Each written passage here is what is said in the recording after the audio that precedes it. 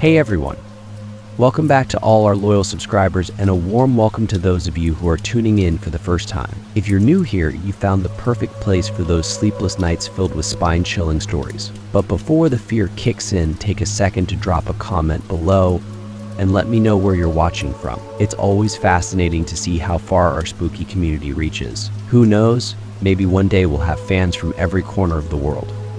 Tonight, we're diving deep into a collection of terrifying stories. Before we jump in, don't forget to hit that like button and subscribe so you never miss a chance to be the first to hear a new chilling tale. Trust me, you won't want to miss what's coming next. We've got stories lined up that will make you question every creak and shadow in your own home. And for those of you brave enough, hit that notification bell so you can join the premiere of each terrifying story as soon as it drops. Now let's begin. But be warned, once you start listening, these stories have a way of staying with you long after the video ends. Ready? Let's dive into the first chilling tale. I had been longing for a break from the city, a proper escape where I could leave behind the relentless noise, crowds, and the general busyness of urban life. The chance to rent a quaint, old house deep in the countryside was the perfect opportunity. When I first found the listing online, it seemed almost too good to be true. The photos showed a charming, ivy-covered house tucked away from the world, nestled among rolling fields. It looked like something out of a fairy tale. The rent was affordable, and I wasted no time in making the arrangements. When I finally arrived, the house didn't disappoint. It was just as picturesque as the photos suggested, if not more so. Ivy twisted along the weathered stone walls, and the garden was a riot of color, filled with blooming flowers that swayed gently in the breeze. The moment I stepped inside, I felt the coolness of the wooden floors beneath my feet, and a sense of serenity washed over me. This was exactly what I needed, a place where I could finally breathe, relax, and reset. The first few days were everything I had hoped for. The peacefulness of the countryside was like a balm to my soul. Each morning, I woke to the soft chirping of birds and the gentle light of the sun streaming through the large, open windows. I spent my days wandering through the surrounding fields, reading on the porch, and taking long, peaceful walks. Evenings were filled with the warmth of a good book and the crackling fire, as the cool breeze drifted in from the open windows. But as the days passed, I started to feel an odd sense of unease. It was subtle at first, a strange sensation that I couldn't quite put my finger on. It was as though there was something off about the house, something I hadn't noticed before. At night, when the house settled and the wind blew softly outside, I felt as though I wasn't truly alone. It wasn't that I saw anything or heard anything out of the ordinary. It was more of a presence, something I could sense in the stillness. This feeling became impossible to ignore when, while organizing some of my things in the basement, I stumbled upon a small door hidden in the shadows. The basement itself was nothing special, just an unfinished space with concrete walls and a faint, musty smell. I had been storing some boxes down there, and as I moved them aside, I saw a door I hadn't noticed before. It was small, barely taller than 4 feet, and tucked into the farthest corner, almost as if someone had deliberately hidden it away. The door was old, its heavy wooden surface chipped and weathered with age. A brass handle, worn smooth by years of use, glinted faintly in the dim light of the basement's single, bare bulb. At first, I didn't think much of it. I assumed it was probably just a storage closet, maybe where the previous tenant had left some old junk. But something about the door intrigued me. It felt out of place in an otherwise ordinary basement. I reached for the handle and tried to turn it, but it wouldn't budge. The door was locked. That should have been the end of it. A locked door in the basement of a house I was renting. It wasn't my business to open it. Yet, as I stood there staring at the door, I couldn't shake the feeling that there was something behind it, something that was waiting to be discovered. My curiosity started to gnaw at me, becoming stronger with each passing day. The next morning, I decided to ask the landlord about the door. "Oh, that room's off limits," he said curtly when I brought it up. His tone was sharp, almost defensive. "It's not part of the rental agreement. Just leave it alone." There was no further explanation, no offer of information about what was inside. His abruptness only made me more suspicious. Why was the room locked? What was so important in there that it couldn't even be mentioned in the agreement? From that moment on, the door occupied my thoughts. Every time I went down to the basement, my eyes would drift toward it. I would stand there for what felt like hours, staring at the door, imagining what could be on the other side. Was it just storage? Or was there something hidden? Days turned into weeks, and my curiosity turned into obsession. I knew I had no reason to go into that room, but I couldn't help myself. The house, once a peaceful retreat, now felt charged with a strange energy that seemed to pulse around that locked door. Then one evening, something happened that changed everything. I had just finished dinner and was cleaning up the kitchen when I found a small brass key tucked away in the very back of one of the kitchen drawers. The moment I saw it, my heart skipped a beat. I knew instantly that this was the key to the locked door. It had to be. The key was old, its surface smooth from years of use, but it was well preserved, almost too well preserved.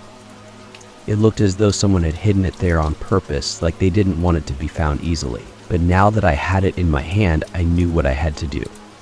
My heart raced as I made my way down to the basement, the key clutched tightly in my palm. I could feel the weight of it, heavy with the promise of uncovering the house's secret. As I approached the door, the air around me seemed to grow colder, more still, as if the house itself was holding its breath in anticipation. I hesitated for a moment, standing in front of the door, the key in my hand. Part of me knew I should leave it alone. The landlord had been clear. This room wasn't part of the deal, but the pull was too strong. I had to know what was inside. With trembling fingers, I slid the key into the lock. There was a soft click, and the door creaked open.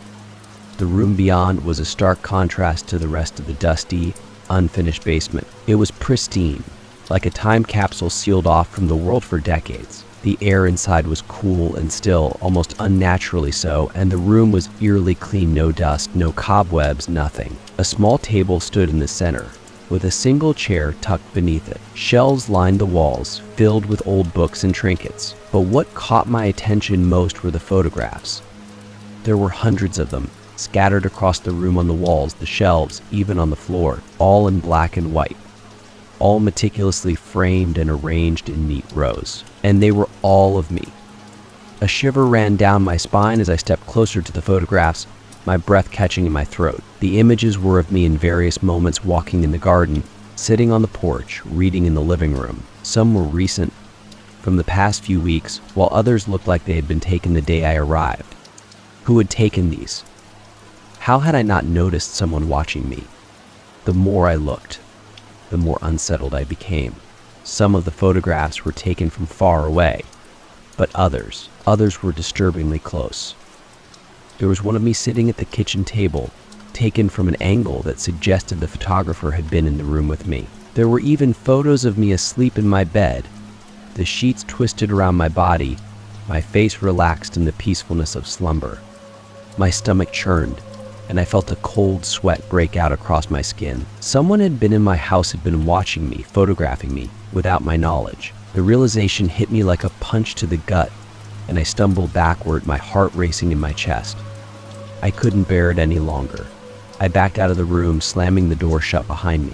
My hands were shaking as I locked it and hurried back upstairs, the key heavy in my pocket. I shoved it back into the drawer where I had found it, as if returning it to its hiding place could somehow erase what I had seen. That night, I barely slept. Every creak of the house, every rustle of the wind outside set my nerves on edge. I kept expecting to hear footsteps in the hallway, the sound of someone sneaking through the house. But the night passed in silence, the house as still as ever. The next morning, I tried to convince myself that it had all been a mistake, a misunderstanding. Perhaps the photos had been left by a previous tenant, someone with an unusual hobby. Maybe the landlord didn't even know about them. But deep down, I knew that wasn't true. When I finally worked up the courage to return to the basement, the door to the locked room was just as I had left it. I stood there for a long moment, my hand on the key, debating whether or not to go back inside. Part of me wanted to leave it alone, to pretend I had never found it, but I had to know.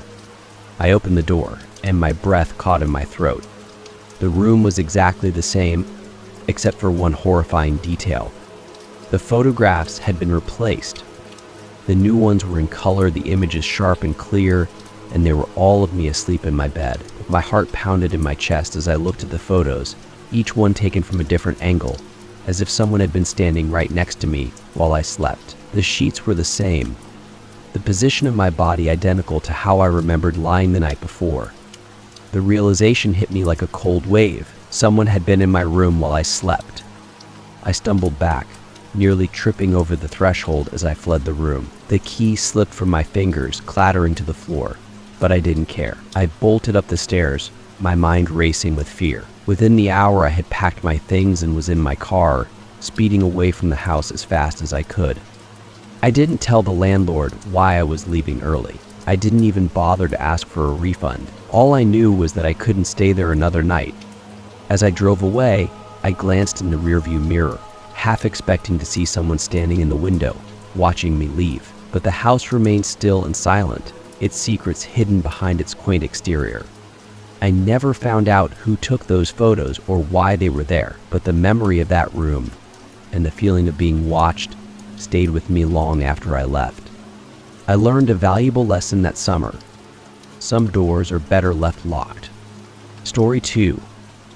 The notes on my desk. At work, everything had become routine. I had been with the company for a few years, and each day followed the same predictable rhythm. My desk, nestled in a quiet corner of the office, had become a second home, complete with photos of my family and a few potted plants to brighten up the sterile workspace. There was never any reason to feel uneasy, not in a place as mundane as an office. At least, that's what I thought until the notes started appearing. It was a typical Monday morning. I arrived at my desk, set down my coffee, and began preparing for the day ahead. As I reached into my drawer to grab a pen, I noticed a small, folded piece of paper sitting neatly on top of my notepad. My name was scrawled on the front in a handwriting I didn't recognize. At first, I thought it was a joke, maybe a leftover note from a team building exercise we'd done a few weeks ago that I had forgotten about. But as I unfolded the paper, the words inside sent a chill down my spine. I know what you did last summer. The message was brief but unsettling. My mind raced. What could this mean? I hadn't done anything noteworthy last summer, certainly nothing secretive or scandalous. It had been a normal vacation with a few close friends, nothing more. I laughed it off, assuming it was some kind of prank from one of my coworkers with a strange sense of humor. I crumpled the note and tossed it in the trash, determined not to let it ruin my morning. But the nagging feeling of discomfort lingered.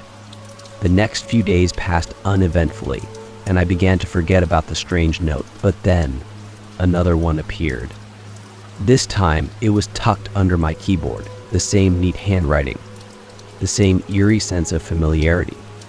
I'm closer than you think. The note was even more cryptic than the last, and this time I couldn't dismiss it as a harmless prank. Whoever was leaving these messages knew something about me, something personal. My heart raced as I scanned the office, trying to catch a glimpse of anyone watching me or sneaking glances in my direction, but everything seemed perfectly normal. People went about their business, oblivious to the growing unease gnawing at me. I confided in my friend Sarah, who worked in the office next to mine. It's probably just someone messing with you, she said, trying to reassure me. Maybe they're bored. Offices can be pretty dull, after all. Her words didn't comfort me. Something about the notes felt off, too personal, too calculated. I couldn't shake the feeling that whoever was writing them knew me on a deeper level than just a casual coworker. Days passed and the notes kept coming. Each one was more invasive, more personal than the last. The messages contained details about my life, things no one else should know. My childhood fears, my anxieties, even things I had never spoken aloud to anyone. Every time I opened a drawer or moved a stack of papers, there was another note waiting for me, each one signed with the same neat, slanted handwriting. I began to grow paranoid. I started looking around the office with suspicion, trying to catch anyone who might be watching me or acting out of the ordinary, but nothing ever seemed amiss. My coworkers were the same as always, laughing, chatting, engrossed in their work. No one seemed to be paying any special attention to me, and that only made the situation more disturbing. After the third note appeared, I decided it was time to talk to HR. Mrs. Dempsey, the HR manager, was a stern woman who had been with the company for as long as anyone could remember. She listened to my concerns with a stony expression, her sharp eyes narrowing as I explained the situation. "We'll look into it," she said curtly. "Do you have any idea who might be responsible?" I shook my head, feeling a bit foolish for even bringing it up. It seemed absurd, a grown adult complaining about mysterious notes at work, but there was something about the way the notes were written, the intimate details they contained, that unnerved me to my core. Mrs. Dempsey assured me they would review the security footage and keep an eye out for anything suspicious. For a few days, I felt a small sense of relief, hoping that maybe HR would quietly handle the situation and the notes would stop. But they didn't. If anything, the notes got worse. The next one I found was tucked inside my desk drawer, placed so neatly that I almost missed it. The message was simple, but it sent a jolt of fear through me. "I'm watching you right now, Dot." I froze, my hand trembling as I clutched the note. The room around me felt suddenly suffocating, the air thick with tension. I could feel my heart pounding in my chest as I slowly turned around, half expecting to find someone standing there, watching me. But the office was empty. It was late in the afternoon and most of my coworkers had already left for the day. The usual hum of conversations and ringing phones had faded into an eerie silence. The lights overhead flickered slightly, casting long shadows across the cubicles. I stood up, my legs shaky, and walked around my desk, scanning every corner of the office. I checked behind partitions, peered into empty conference rooms, even looked out the window into the darkened parking lot below. There was no one. But the feeling of being watched lingered. It gnawed at me, a constant presence in the back of my mind, even when I was alone. I couldn't take it anymore. I grabbed my things and left the office in a hurry, not bothering to say goodbye to anyone. The whole way home, I kept checking my rearview mirror, half expecting to see someone following me, but the streets were empty. That weekend, I barely slept. Every creak in my apartment, every rustle of the wind outside, set my nerves on edge. I kept expecting to find another note slipped under my door or taped to my window, but none came. For 2 days, I lived in a state of constant fear, unable to relax, unable to think about anything other than the notes. When Monday rolled around, I dreaded going back to work. I arrived at my desk, bracing myself for what I might find, but there was nothing. No note. No sign that anything had been disturbed. For a brief moment, I felt a surge of relief. Maybe it was over. Maybe HR had quietly dealt with the issue, and the notes had finally stopped. But then I noticed something that made my stomach drop. The note I had found on Friday, the one that said, "I'm watching you right now," was gone. I had left it in my drawer, but now it was missing. Someone had taken it. Panic surged through me as I frantically searched my desk, but the note was nowhere to be found. Whoever had been leaving the notes had come back, and they had taken the last one, the one that had terrified me the most. I went straight to HR, demanding answers. Mrs. Dempsey was less than sympathetic. "We've reviewed the security footage," she said coldly. "No one has been tampering with your desk. Are you sure you didn't misplace the notes yourself?" Her words stung, but they only fueled my paranoia. I knew I hadn't misplaced the note. Someone had taken it. Someone who knew far too much about me. For the next few weeks, the note stopped, but the fear didn't. Every day, I arrived at my desk, bracing myself for the possibility of another message. I couldn't concentrate at work anymore, always looking over my shoulder, always waiting for something to happen. My productivity plummeted, and I became withdrawn, isolating myself from my coworkers. I no longer trusted anyone. Eventually, the paranoia became too much. I quit my job, citing personal reasons. I couldn't bear the thought of spending another day in that office, wondering who had been watching me, who had been leaving those notes. Even after I left, the fear lingered. I never found out who was behind the notes or how they knew so much about me, but the experience left a scar, a lingering sense of unease that I could never quite shake. Even now, sometimes I find myself glancing over my shoulder, half expecting to see someone standing there, watching me from the shadows. Story 3. The alarm that kept going off every night. I had just moved into the house, a charming old place in a quiet neighborhood. It was the kind of home that felt inviting, with its antique fixtures, wide windows, and cozy lived-in feel. The previous owner assured me that everything was in working order, and I didn't doubt him. Everything seemed perfect, a fresh start in a new town.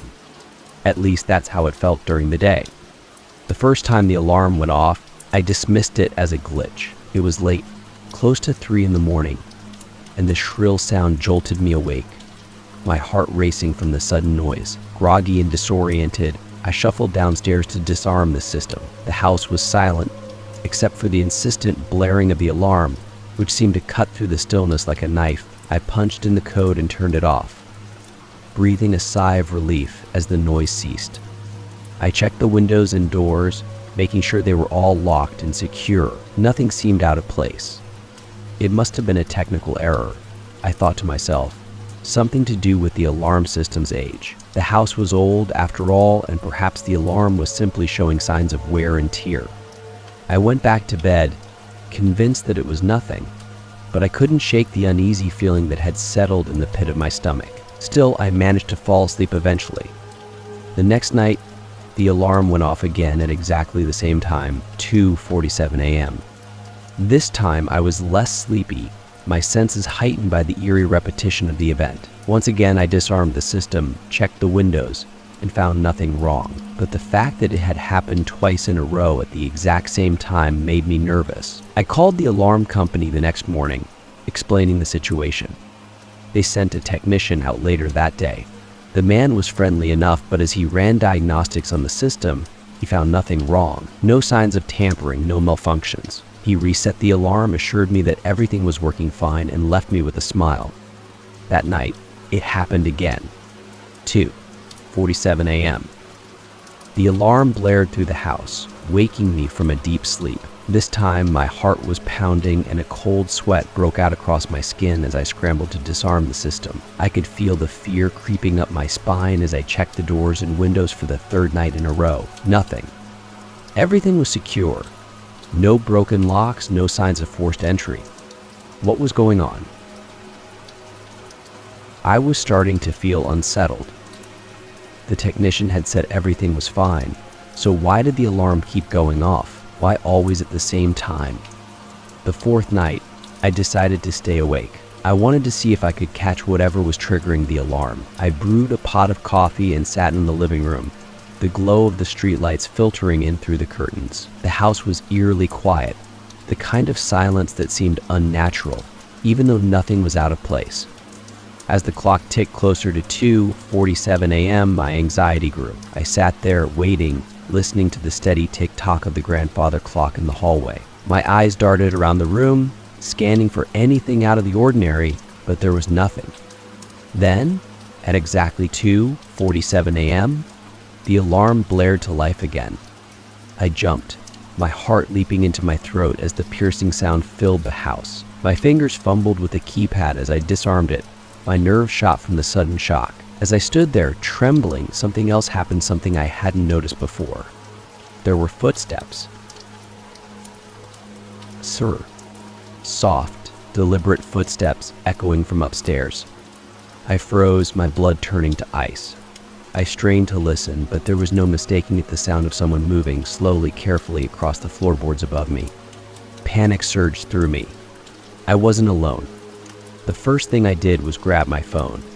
My hands were shaking as I dialed 911, whispering to the operator that someone was in my house. She stayed calm, telling me to lock myself in a room and wait for the police, but I could barely think straight. My mind was racing, my heart pounding in my ears. I could still hear the footsteps, slow and measured, as if whoever was upstairs knew exactly where they were going.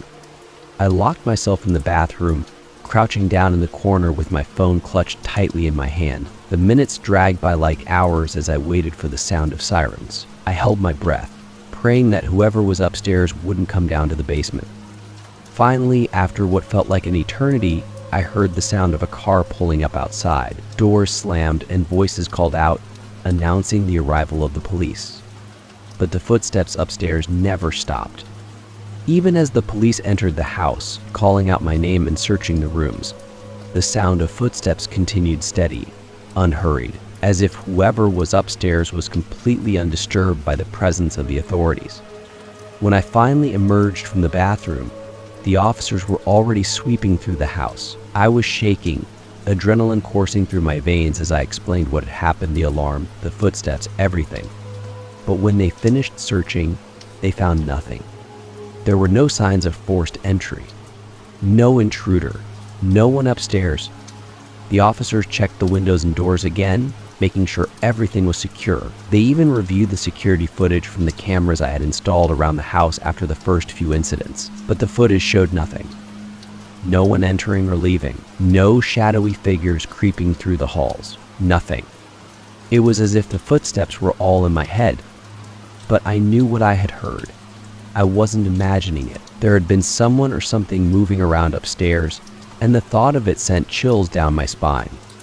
The officers tried to reassure me, suggesting that perhaps it was just the house settling, or maybe an animal outside that I had mistaken for an intruder, but I wasn't convinced. The sound of those footsteps had been too deliberate, too human. Something wasn't right, and I could feel it in my gut. After the police left, I spent the rest of the night in a state of restless anxiety. I couldn't shake the feeling that I was being watched, that someone was lurking just out of sight, waiting for the right moment to strike. The alarm went off again the next night, 2:47 a.m., right on schedule. This time, I didn't even bother checking the doors and windows. I knew they were locked. I just sat there, staring at the ceiling, listening to the sound of footsteps above me. They moved slowly, methodically, as if whoever or whatever was up there knew I was listening. I started to feel like I was losing my mind. Every night, the same thing. The alarm, the footsteps, the police finding nothing. It was driving me to the brink of madness. Desperate for answers, I called the alarm company again. They sent another technician who ran more tests on the system. He found nothing wrong. No malfunctions, no glitches. As far as the system was concerned, everything was working perfectly. That night, the alarm went off again. 2:47 a.m. I couldn't take it anymore. I packed a bag and left the house, staying with a friend while I tried to figure out what to do next. I couldn't keep living like this, constantly on edge, terrified of what might happen every night at 2:47 a.m. I called in another round of police, but again they found nothing. The alarm continued to malfunction, the footsteps continued to echo in the recordings, and I knew that whatever was happening in that house, it wasn't going to stop. Then, one final night, something changed. The alarm went off as usual at 2:47 a.m., but this time, when I listened to the security footage, the footsteps were louder, clearer, as if whoever or whatever was in the house was no longer trying to hide. And then I heard something else. A voice, faint but unmistakable. A low, guttural whisper, like someone speaking just below the threshold of hearing. I couldn't make out the words, but the sound of it sent a wave of terror through me. I knew in that moment that I couldn't stay in the house any longer. I fled in the middle of the night, leaving everything behind. I didn't care about the alarm anymore. I didn't care about the footsteps. I just needed to get out. As I drove away from the house, I glanced in the rearview mirror, half expecting to see something or someone standing in the window, watching me go. But the house remained still and silent, its secrets hidden behind its quaint exterior. I never went back. I never found out what was triggering the alarm, or who or what was walking through the house at 2:47 a.m. every night. All I know is that I'm never going back to that house. Story 4. My stolen wallet was returned, but it came with a terrifying message. It was a night like any other. My friends and I had gone out for dinner at our favorite restaurant, followed by drinks at a local bar. The evening was filled with laughter, stories, and the kind of easy camaraderie that made time slip away unnoticed. It was one of those perfect nights that left you smiling long after it was over. The next morning, however, that happiness was shattered the moment I reached for my wallet and found it missing. At first, I thought I had simply misplaced it. My apartment wasn't big, and I retraced my steps carefully, checking every corner, every pocket, and even calling the restaurant and bar in case someone had found it and turned it in. But it was nowhere to be found. The sinking realization hit me slowly, My wallet wasn't lost, it had been stolen. The thought was jarring. My entire evening had felt so carefree, but now I was dealing with the harsh reality of a thief having access to my personal information. I canceled my credit cards, filed a police report, and began the tedious process of replacing my driver's license and other important documents. It was a hassle, but nothing more than an inconvenience, or so I thought. What really bothered me was the idea that someone out there had my wallet, had access to my name, my address, and could be using it for who knows what purpose. It made me feel vulnerable in a way I hadn't anticipated. A few days passed, and I was beginning to move on from the incident. It was annoying, but nothing that couldn't be fixed with time. Then, one morning, everything changed. I was heading out for work when I noticed something strange. A plain white envelope slipped under my front door. It was unmarked with no return address, but my name was scrawled across the front in messy handwriting that I didn't recognize. Puzzled, I bent down and picked it up. I could feel something inside. Something solid, small. My pulse quickened as I tore open the envelope, and inside there it was my wallet. For a brief moment, relief washed over me. Someone had found my wallet and returned it. Maybe the thief had felt guilty, or perhaps someone had picked it up after it had been discarded. Either way, I had my wallet back and I felt a small surge of hope. But when I opened it, my stomach dropped. The wallet had been emptied of all its contents. My credit cards, my ID, my cash, everything was gone. The only thing left inside was a single slip of paper tucked neatly into one of the card slots.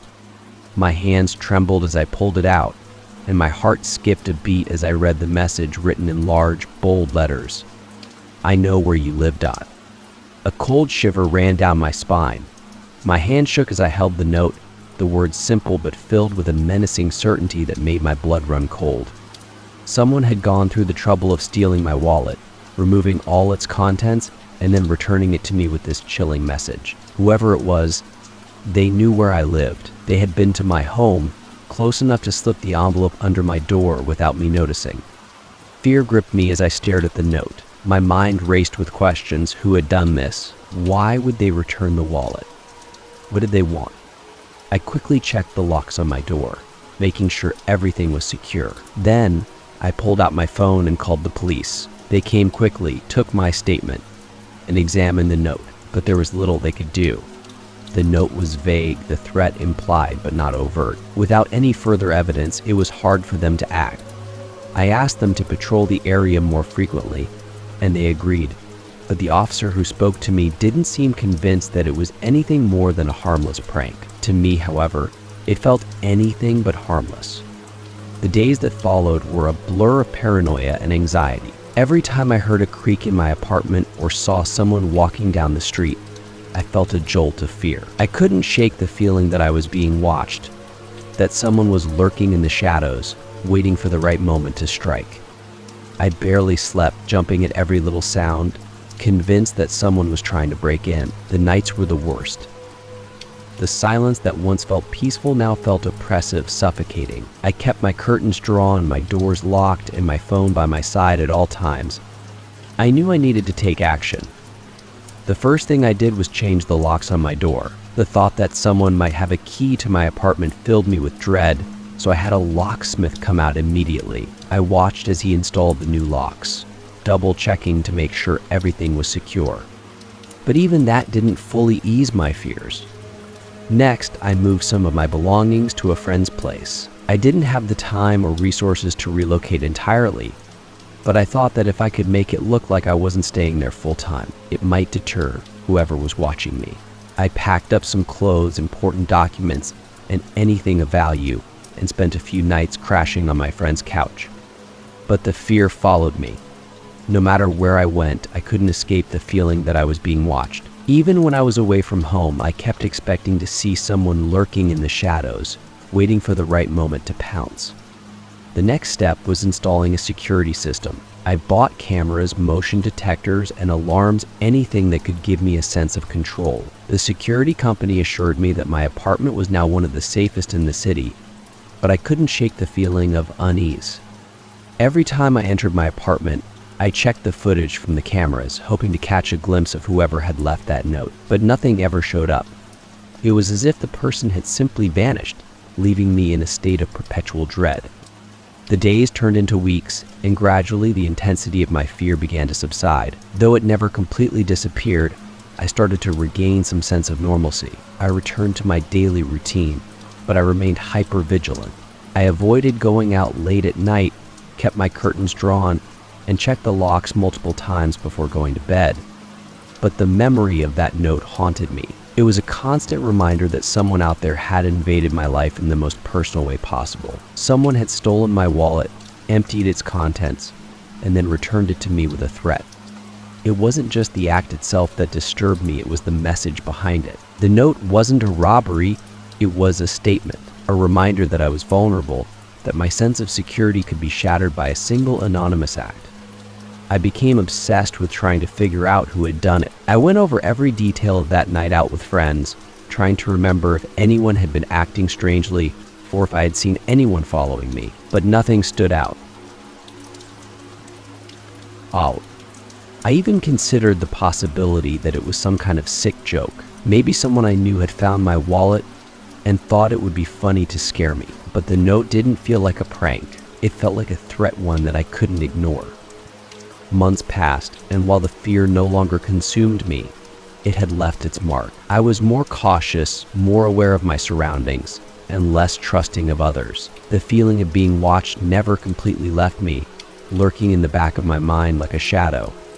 I knew I had to move on, but part of me would always be looking over my shoulder, wondering if that anonymous threat would ever come to pass.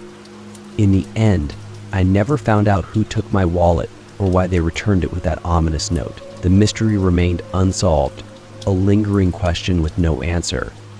But the experience changed me.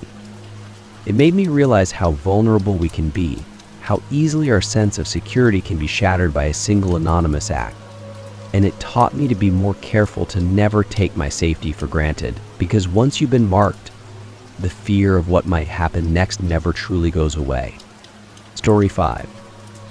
The text from an unknown number. It started on an ordinary Thursday afternoon. I was sitting at my desk finishing up some emails when my phone buzzed. I glanced at the screen and saw a message from an unknown number. I almost ignored it, thinking it was another spam message, but something made me pause. I opened it, expecting the usual nonsense, but what I read made my skin crawl. Nice blue shirt today. You look good in that color dot. My heart skipped a beat as I looked down at my shirt. It was blue. A simple button-down, nothing special. But how did this person know what I was wearing? I glanced around the office, scanning the faces of my coworkers, but no one seemed to be paying any attention to me. Everyone was engrossed in their work. I tried to brush it off as a coincidence, but the message left a strange, uneasy feeling in the pit of my stomach. How could a random number know what I was wearing? I didn't respond. Instead, I went back to work, trying to focus on the tasks in front of me, but I couldn't shake the feeling that someone was watching me. The next morning, my phone buzzed again. Did you enjoy your coffee at the corner cafe? The barista gave you an extra shot, didn't she? My blood ran cold. I had, in fact, stopped at the cafe that morning. I had chatted briefly with the barista, who had added an extra shot of espresso to my drink as a friendly gesture, but I hadn't told anyone about it. I hadn't posted it on social media. How could this person possibly know? Panic bubbled up inside me as I stared at the text. I looked around the office again, half expecting to see someone smirking at me from across the room. But once again, everyone seemed to be going about their business as usual. Was someone following me? How could they know such specific details about my day? The more I thought about it, the more unsettling it became. I didn't have enemies, I was just an ordinary person living an ordinary life. Why would anyone be targeting me? I still didn't respond to the message, but my anxiety was growing. I kept my phone close by, constantly checking for new messages. I couldn't concentrate on work. Every time my phone buzzed, my heart would race, and the text didn't stop. Over the next few days, more messages came in, each one more personal, more invasive than the last. They detailed my routines, the places I had been, and even conversations I had had. One afternoon, I received a text that said, "You dropped your keys outside your apartment this morning. Careful next time, you might lose them. I had indeed dropped my keys earlier that day, fumbling with my bag as I left for work, but I hadn't seen anyone around. No one was close enough to have noticed. I glanced out of my office window, a sinking feeling in my stomach. Was someone watching me right now? By this point, I was completely unnerved. Every aspect of my life seemed to be under surveillance. The messages were too accurate to be random, too specific to be a prank. Whoever was sending these texts knew things about me that they shouldn't. I started to grow paranoid. Every time I left the house, I felt like I was being followed. I began to take different routes to work, hoping to shake off whoever was watching me. I stopped going to my favorite coffee shops, avoiding places I frequented, but no matter where I went, the texts followed. Nice detour today, but I still see you, Dot. That message sent a chill down my spine. I had taken a completely different route to work that day, intentionally avoiding the usual streets. How had they known? How were they always one step ahead of me? I confided in my friend Kate, hoping she could offer some insight. We were sitting at a coffee shop, the bustling sounds of the city around us providing a stark contrast to the eerie silence I had grown used to from the texts. "That's really creepy," Kate said, her eyes wide with concern. "Have you thought about changing your number?" I nodded. "I have, but part of me doesn't want to. I feel like I need to know who's doing this. It's getting under my skin." Kate frowned. "You should be careful. It could be some kind of prank, but it could also be something more serious." I knew she was right. Something about the texts felt too deliberate, too invasive to be a simple prank, but I wasn't sure what to do. I couldn't just ignore the texts, not when they were beginning to feel so personal, so threatening. That night, I sat on the edge of my bed, phone in hand, waiting for the inevitable buzz of a new message. The clock ticked past midnight, and just as I was about to give up and go to sleep, my phone lit up. I hesitated for a moment before opening the text.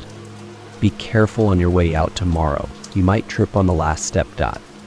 A chill ran down my spine as I read the words. The last step of the staircase leading out of my building had always been a bit tricky. I had nearly tripped on it before, but never actually fallen. Was this person predicting that I would trip, or was it a threat?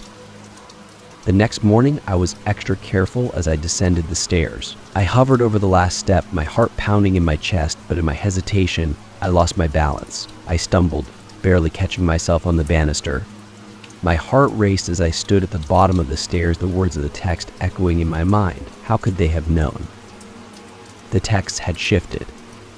They weren't just observations anymore, they were predictions. Whoever was sending them seemed to know what would happen to me before it even occurred.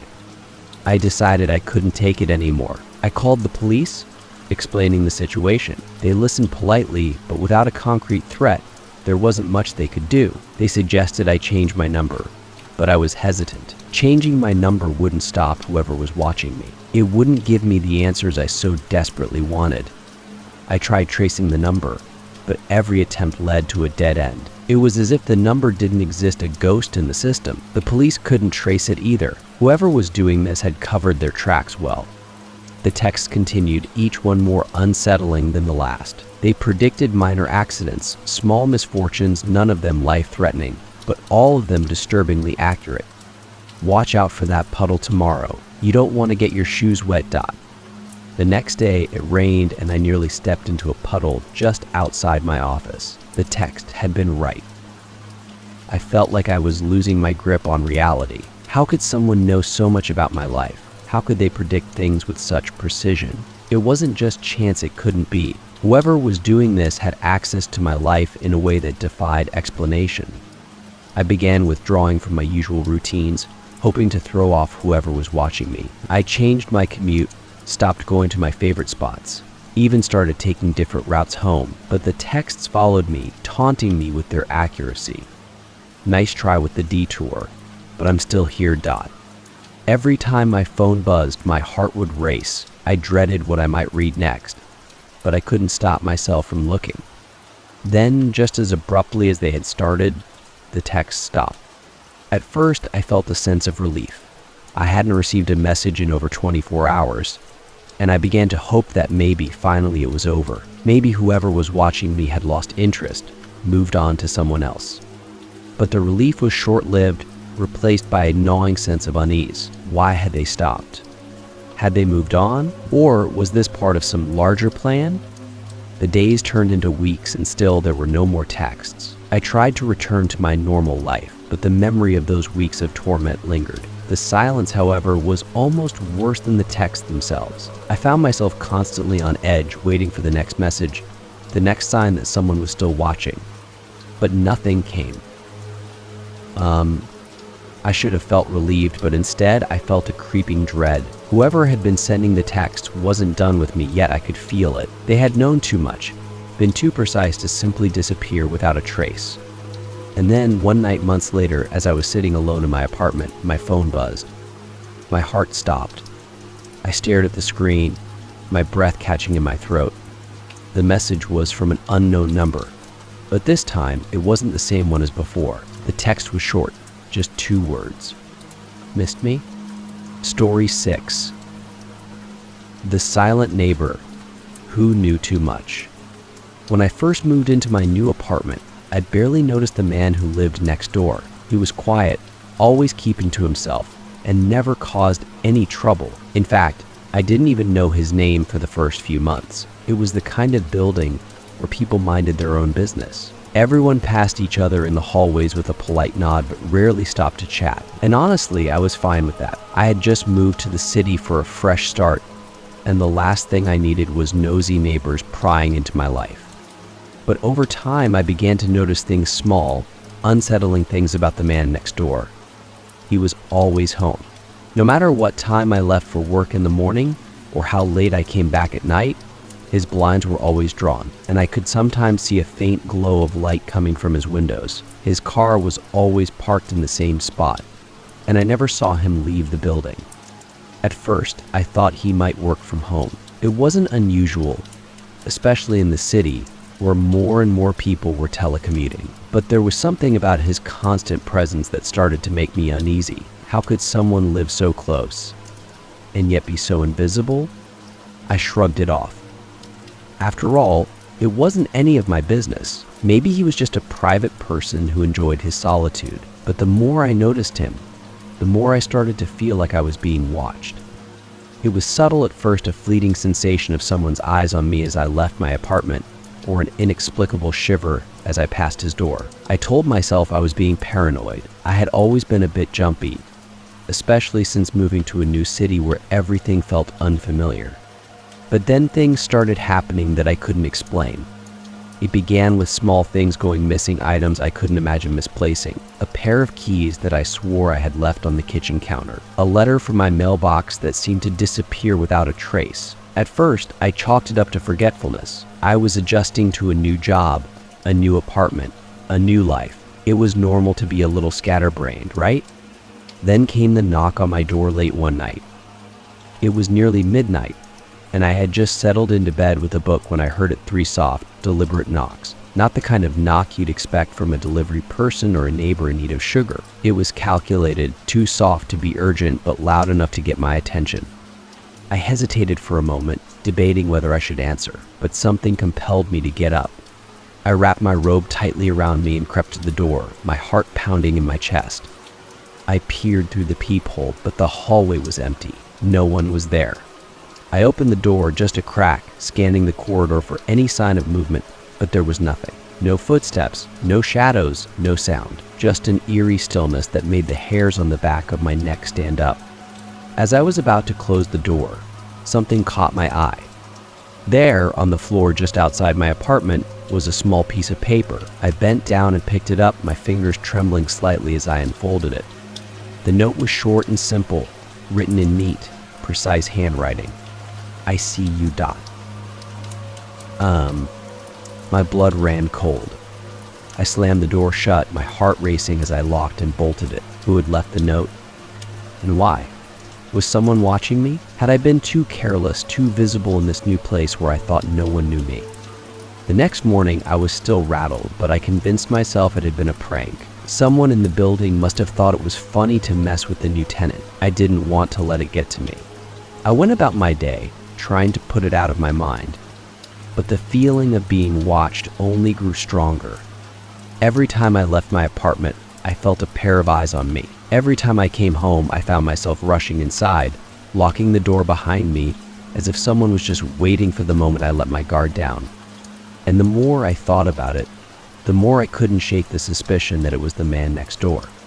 I started noticing small things, how his door would creak open just a fraction of an inch whenever I passed by, how I could hear faint shuffling noises coming from his apartment late at night. Once, when I was coming home from work, I glanced over at his windows and saw the blinds move ever so slightly, as if someone had been peeking out and had quickly ducked out of sight.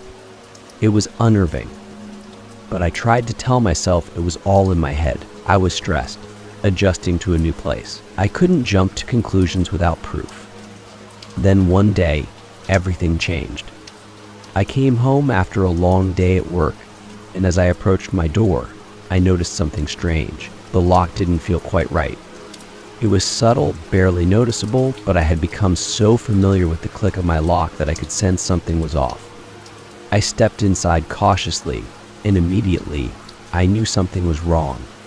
The air felt different, thicker, almost as if someone had been there recently. My eyes scanned the room, and at first, everything seemed to be in its place, but then I noticed a picture frame on my shelf, slightly tilted, as if it had been disturbed.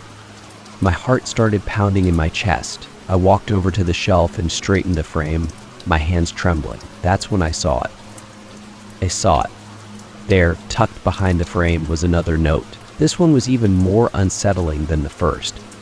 I'd been inside. I stumbled back, my mind racing.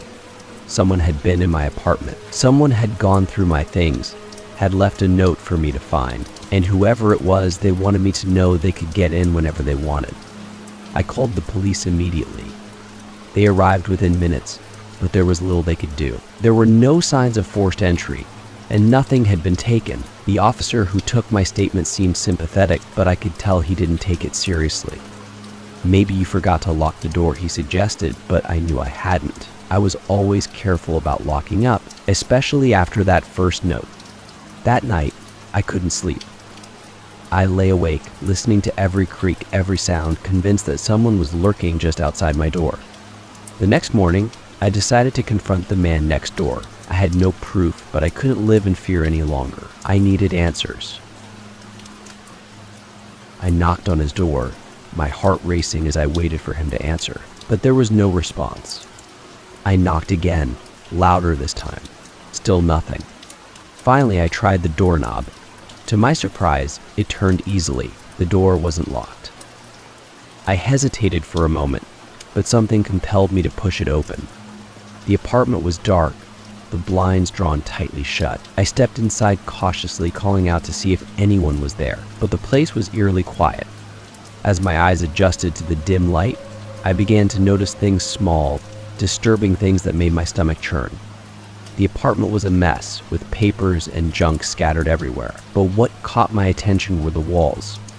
They were covered in photographs, hundreds of them, and every single one was of me. My blood ran cold as I scanned the room, recognizing my own face in every picture. Some were taken from inside my apartment, through the windows, and some were even closer, taken inside my home while I was sleeping, reading, cooking. I felt sick. My mind raced with terror as I realized the man next door had been watching me, studying me, invading my privacy in the most intimate way possible. That's when I heard it. A soft creak from the back of the apartment. I froze, my heart pounding in my chest. Slowly, I turned toward the sound, my eyes straining to see in the darkness. There, standing in the doorway of a back room, was the man. His eyes were wide and unblinking, fixed on me with an intensity that sent a wave of terror through my body. He didn't say a word. He didn't have to. I ran. I bolted out of his apartment, down the stairs, and out into the street, not stopping until I was far from the building. I didn't care about the police, didn't care about anything except getting away. I never went back to that apartment. I packed my things and moved to a new city, far away from that place and the man who had spent months watching me, learning about me, knowing things no one should know. I never found out what his intentions were, and I never wanted to. Some neighbors are better left unknown. Story 7. The Face in the Window. It was supposed to be the perfect place for me to unwind. I had just moved into a cozy cottage on the outskirts of town, a quiet, secluded home surrounded by trees, far from the chaos of city life. The rent was cheap, and the location was idyllic. It was exactly what I needed after months of stress and sleepless nights, a place where I could relax, recharge, and finally get some peace. The first week passed without incident. The air was crisp, the birds sang outside my window each morning, and the nights were calm and quiet. I would light a fire in the evenings, sit with a cup of tea, and watch the flames flicker as I lost myself in a good book. Life was peaceful. But that peace was shattered on the seventh night. It was late past midnight, and I was curled up on the couch, my book resting in my lap as I dozed off. The fire had died down and the room was dim, the only light coming from a small lamp on the side table. The world outside was pitch black, the thick trees surrounding the cottage blocking out any hint of moonlight. That's when I saw it. A face. A face. It was just for a split second, but I swear I saw a face staring at me through the window, pale, expressionless, and haunting. I froze, my heart skipping a beat. I sat up, staring at the window, trying to see if my eyes had been playing tricks on me, but there was nothing there. Just the dark night and the faint reflection of the room behind me. I shook my head, telling myself it was just my imagination. After all, I had been half asleep, lost in the haze of a good book. The brain can play tricks when it's tired, right? I forced myself to relax, convinced that it had just been a fleeting moment of drowsy paranoia. I went to bed that night, but sleep didn't come easily. My mind kept replaying that brief moment, the pale face in the window. Was it real? Or was it just my imagination? The next night, it happened again. I had just finished dinner and was sitting in the living room, watching TV. The room was dark except for the soft glow of the television screen, and the curtains were open, giving me a view of the night outside. Out of the corner of my eye, I saw movement. I turned toward the window, and there it was again, the same face, pressed against the glass, staring straight at me. This time I was sure it wasn't my imagination. My heart raced as I jumped up from the couch, rushing to the window to see if someone was outside. But by the time I reached it, the face was gone. I threw open the window and peered into the darkness, scanning the yard for any sign of an intruder. The only sound was the rustling of the leaves in the wind, and the night was as still as ever. But I knew what I had seen. Someone or something had been watching me. I locked all the doors and windows, double-checking each one before retreating to my bedroom. But even there, I didn't feel safe. I couldn't shake the image of the face from my mind, the way it had appeared so suddenly, so silently, and then vanished without a trace. Who was out there? And why were they watching me? The next day, I tried to rationalize it. Maybe it had been a prank, some local kids messing around, trying to scare the new tenant. Or maybe it was just a trick of the light, the way the trees outside cast shadows on the glass. But no matter how much I tried to convince myself, I couldn't ignore the growing sense of dread gnawing at me. That night, I kept the curtains closed, determined not to give in to my fear. I tried to go about my evening as usual, but I couldn't shake the feeling that I was being watched. Every creak, every rustle of the wind outside made my heart jump. I kept glancing toward the window, half expecting to see the face again. And then, just as I was beginning to relax, it happened. I was standing in the kitchen, washing dishes, when I felt the unmistakable sensation of being watched. I turned slowly, my heart pounding in my chest. There, in the window above the sink, was the face, pale, lifeless, and pressed against the glass. This time, it didn't vanish. It stayed there, watching me. I gasped, stumbling backward, my breath catching in my throat. I grabbed a knife from the counter, my hand trembling as I slowly approached the window. But just as I reached it, the face was gone. I flung open the back door, rushing outside to catch whoever or whatever was there, but the yard was empty. There were no footprints in the dirt, no signs that anyone had been there at all. It was as if the face had never existed. I spent the rest of the night on edge, every sound sending my heart racing. I barely slept, my mind racing with fear and confusion. The next morning, I called the police. They arrived within the hour, and I explained everything: how I had seen the face in the window, how it had appeared night after night. The officer, a middle-aged man with a kind face, listened patiently, but I could tell he was skeptical. "Are you sure it wasn't just an animal?" he asked, glancing at the thick trees surrounding the cottage. "Sometimes raccoons or stray cats can get pretty close to the windows." I shook my head. It wasn't an animal, it was a person, or something that looked like a person. The officer nodded, but I could see the doubt in his eyes. He walked around the property, checking the windows and doors, but found nothing out of the ordinary. No footprints, no broken locks, nothing. "I'll have a patrol car swing by tonight, just to be safe," he said, but I knew he didn't really believe me. That night, I tried to stay calm. The police were going to keep an eye on the place, and I had locked all the doors and windows. But deep down, I couldn't shake the feeling that whatever was watching me wasn't something the police could protect me from. I stayed up late, refusing to go to bed until I was sure everything was safe. But as the hours dragged on, exhaustion began to take its toll. I lay down on the couch, my eyes heavy, and eventually drifted off to sleep.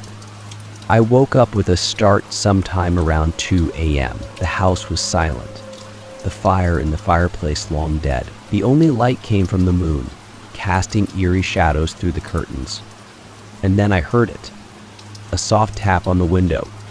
I sat up, my heart pounding in my chest. For a moment, I thought I had imagined it, but then it came again, another soft, deliberate tap.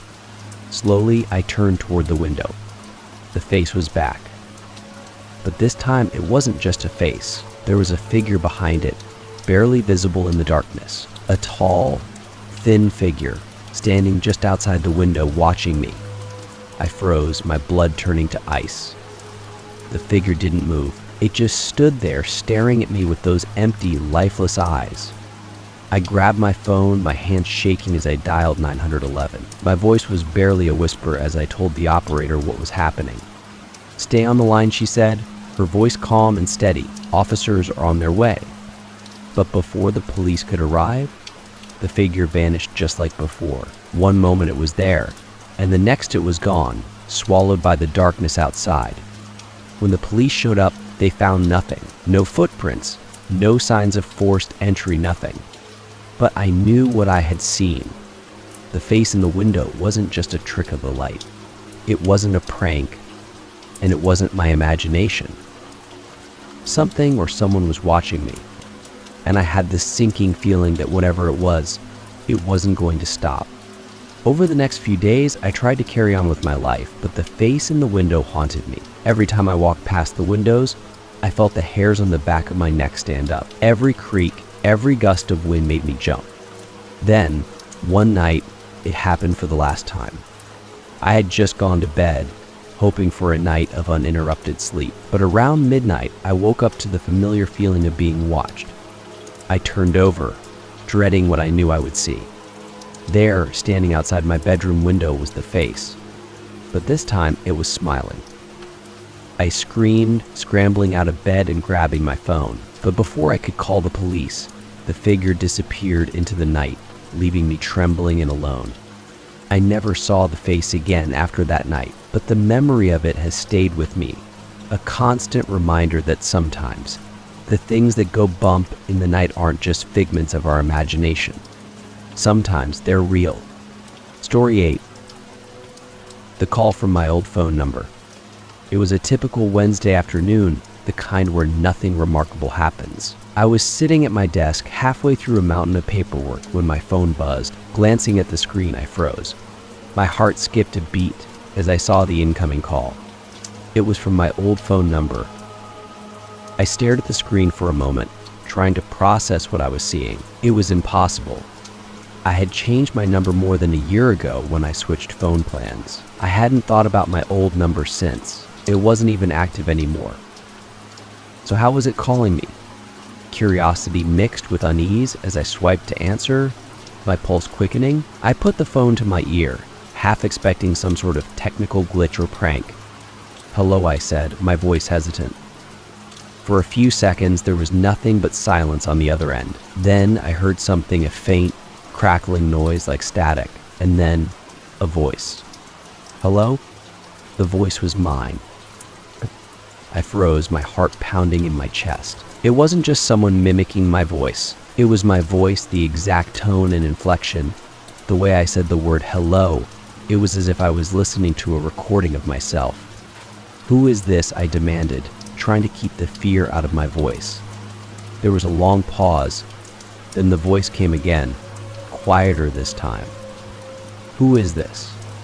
The same words, spoken in the same way, but now laced with confusion just like I had sounded. I swallowed hard, my mind racing. This had to be some sort of prank. Someone had to be messing with me. But how could anyone have gotten my old number? And how could they imitate my voice so perfectly?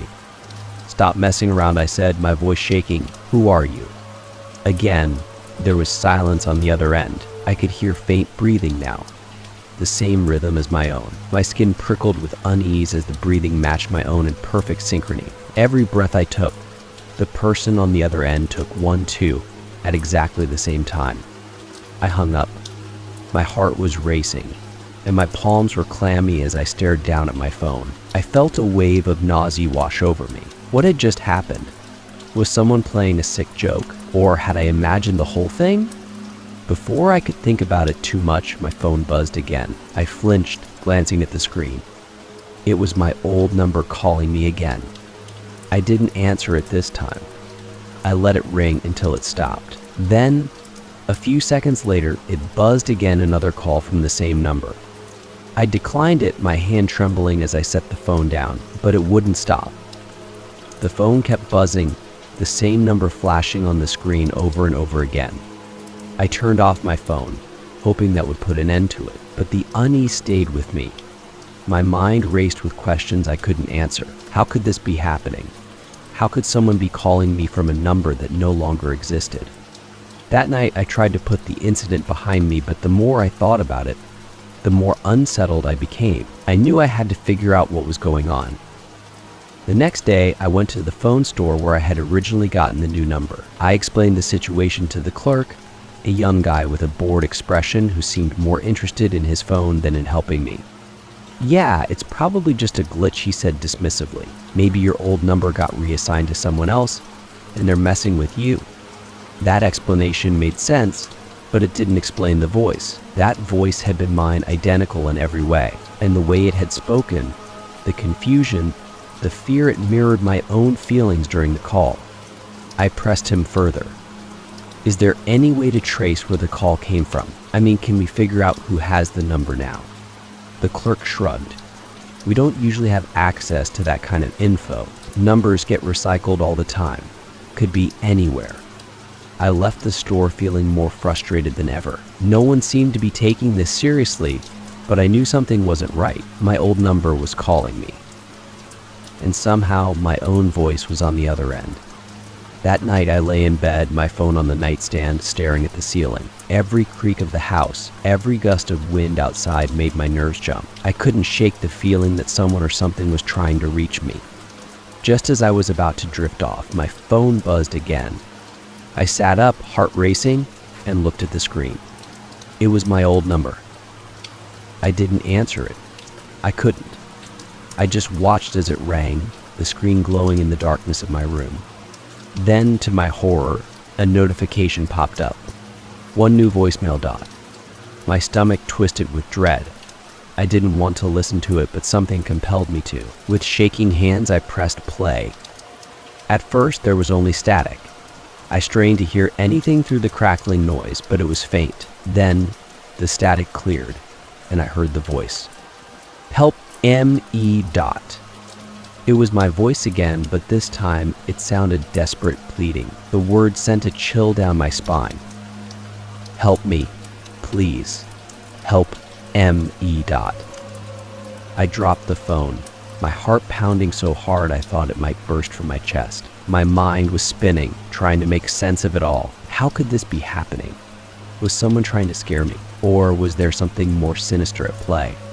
For days, I tried to ignore the calls. I blocked the number, but somehow it kept getting through. Every night, like clockwork, my phone would buzz with calls from my old number. I stopped answering them, but the voicemails kept coming.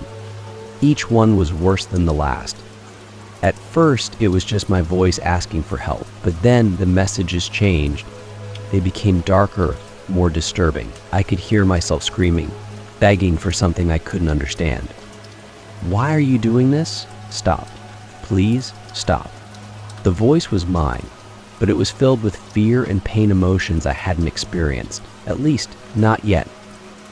I went back to the phone store, demanding answers. The clerk looked through the system but couldn't find any record of my old number being reassigned. It was as if it had vanished, no longer in use, but somehow still active. The calls kept coming. I couldn't sleep. I couldn't think. Every time my phone buzzed, I felt a wave of panic wash over me. It was like a nightmare I couldn't wake up from. One night, after another voicemail that left me shaking in terror, I decided I couldn't take it anymore. I turned off my phone, shoved it in a drawer, and tried to forget about it. But the fear stayed with me. The feeling that something terrible was about to happen. A few days later, I was walking home from work, my mind still buzzing with the strange events of the past few weeks. I had turned a corner and was halfway down a quiet street when my phone buzzed. I had forgotten I had turned it back on earlier that morning. I pulled it out of my pocket and my heart sank. It was my old number calling again. This time I answered it. I don't know why. Maybe I thought I would finally get some answers. Maybe I was just tired of running from it. But as soon as I heard the voice on the other end, I knew I had made a mistake. "I'm you," the voice said, barely a whisper, "and I'm coming, Dot." The call ended abruptly, leaving me standing in the middle of the street, my breath catching in my throat. I never received another call from my old number after that night, but the message still haunts me. Because sometimes when I look in the mirror, I swear I can see something in my reflection that doesn't quite belong to me. Something that's waiting to take my place. Story 9. The strange sound coming from the attic. Description: what would you do if strange sounds started coming from your attic every night? In this chilling story, I thought it was just an old house creaking, but when the noises grew louder and more persistent, I decided to investigate. What I found up there was far worse than anything I could have imagined. Watch now to discover the terrifying truth hidden in the attic. I had lived in the house for almost 6 months before the noises began. It was a small old house, charming in a way that only old houses can be, with its creaky floorboards and vintage fixtures. Sure, it had its quirks, but I liked it. It had character. Or at least that's what I kept telling myself. The attic had been the one part of the house I'd never bothered with. When I moved in, the landlord had told me it was just a storage space, mostly filled with old junk left behind by previous tenants. I had no need for it, so I left it alone. The first time I heard the sound, I was in bed, drifting off to sleep. It was faint, barely audible, like a soft tapping. I figured it was just the wind or the house settling, common in a place as old as this one. But as the nights passed, the sound grew louder. It started to happen more frequently, usually around midnight. It was never anything dramatic, just a light thumping, like something moving around above me. I told myself it was probably just an animal, a squirrel, or a bird that had found its way into the attic. Still, the idea of something living up there unsettled me. I knew I should check it out, but I kept putting it off. There was always an excuse: work, exhaustion, or the simple fact that I didn't want to deal with whatever was up there. But one night, the sound changed. It was louder this time. Not just a soft thump or scurry, but a distinct dragging noise, like something heavy being pulled across the floor above me. The sound jolted me awake, and for a moment, I just lay there, staring up at the ceiling, trying to make sense of it. That was no animal. I sat up, my heart racing, listening to the strange noise. It didn't stop. It kept going slow, methodical, like someone or something was moving around up there. I grabbed my phone and checked the time. It was 2:47 a.m. The house was silent except for the eerie noise coming from the attic. I knew I couldn't ignore it anymore. Whatever was up there wasn't just going to go away. I had to investigate. With a deep breath, I climbed out of bed and grabbed the flashlight from my nightstand. My hands were shaking as I made my way toward the hallway, the sound of the dragging still echoing faintly above me. The attic hatch was in the hallway ceiling, a pull-down ladder that I had never bothered to use. I stood beneath it, staring up at the hatch, debating whether I should really do this. My mind raced with possibilities. What if there was someone up there? A squatter, maybe? Or something worse? But I couldn't let my fear paralyze me. I reached up, grabbed the cord, and pulled. The ladder creaked as it unfolded, and I winced at the sound. I shone my flashlight up into the opening, but all I could see was darkness. The strange noise had stopped. For a moment, I considered going back to bed, pretending I hadn't heard anything, but I knew I wouldn't be able to sleep if I didn't check it out. With a shaky breath, I climbed the ladder. The attic smelled musty, the air thick with dust and the scent of old wood. My flashlight beam cut through the darkness, illuminating the cluttered space. Just as the landlord had said, the attic was filled with old boxes and random junk, an old rocking chair, a few pieces of broken furniture, and piles of yellowed newspapers. But there was no sign of anyone or anything that could have made the noise. I took a step forward, the floor creaking under my weight. The attic was bigger than I had realized, with dark corners that my flashlight couldn't quite reach. I scanned the room, my pulse quickening as I strained to hear any sound. And then I saw it. In the far corner of the attic, just barely visible in the dim light, was a door. I frowned. I hadn't noticed it before. It was small, almost hidden behind a stack of boxes, and the paint was peeling, revealing old wood underneath.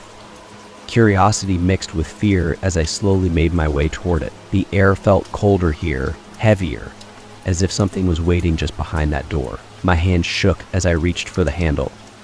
The door creaked open, revealing a small, dark room.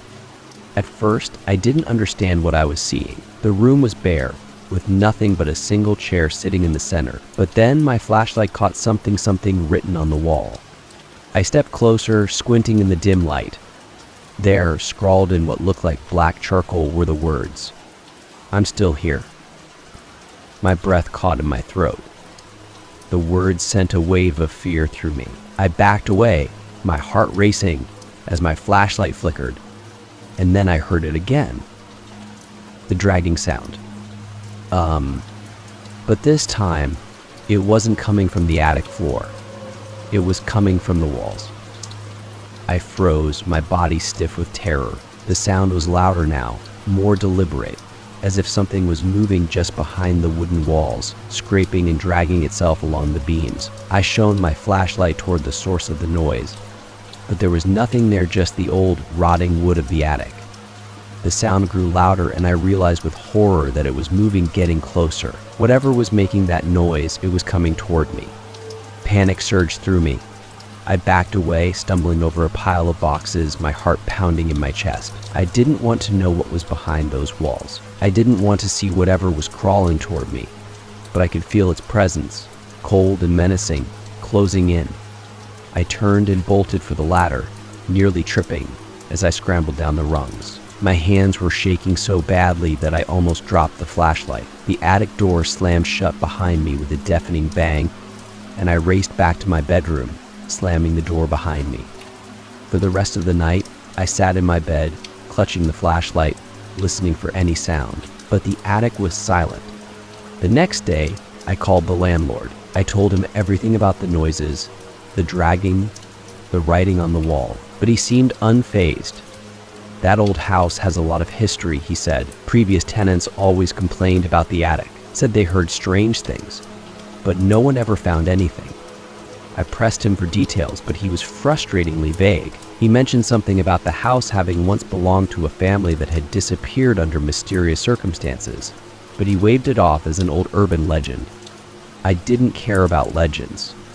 I cared about the fact that something was in my attic, something that shouldn't have been there.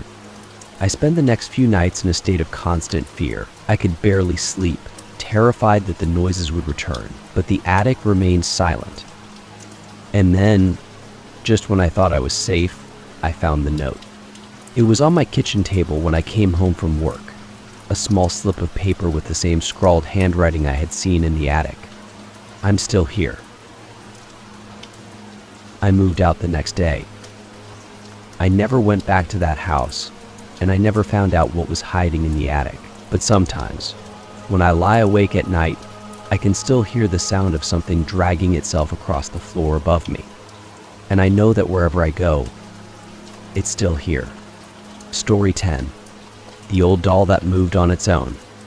Description: what if you found an old doll that seemed innocent at first, only to realize it had a dark secret? In this chilling story, I discovered an old doll in the attic that seemed to move on its own. As the nights passed, strange things began to happen, leading me to a terrifying discovery. Watch now to uncover the horrifying truth behind the doll that was always watching.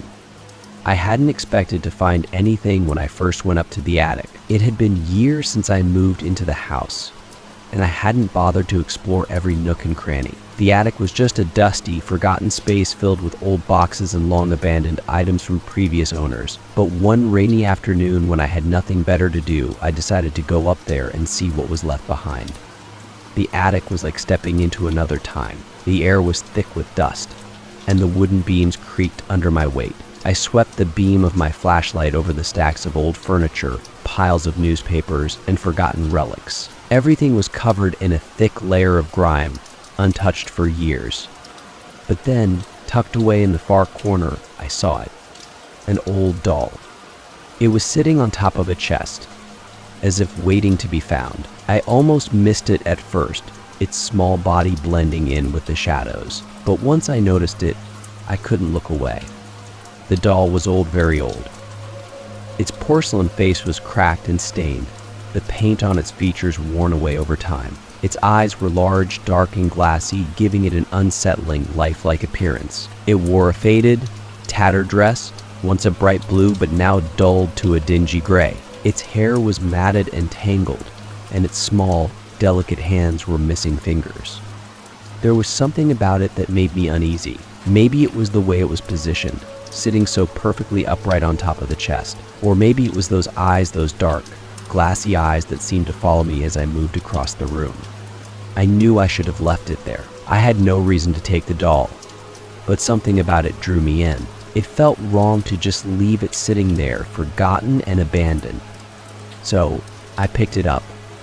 The doll was surprisingly heavy for its size, its porcelain head cool to the touch. As I turned it over in my hands, I couldn't help but notice the craftsmanship. Despite its age and condition, it was a beautiful doll, intricately detailed and carefully made. Someone had once loved this doll, cared for it, but now it was just a relic of the past.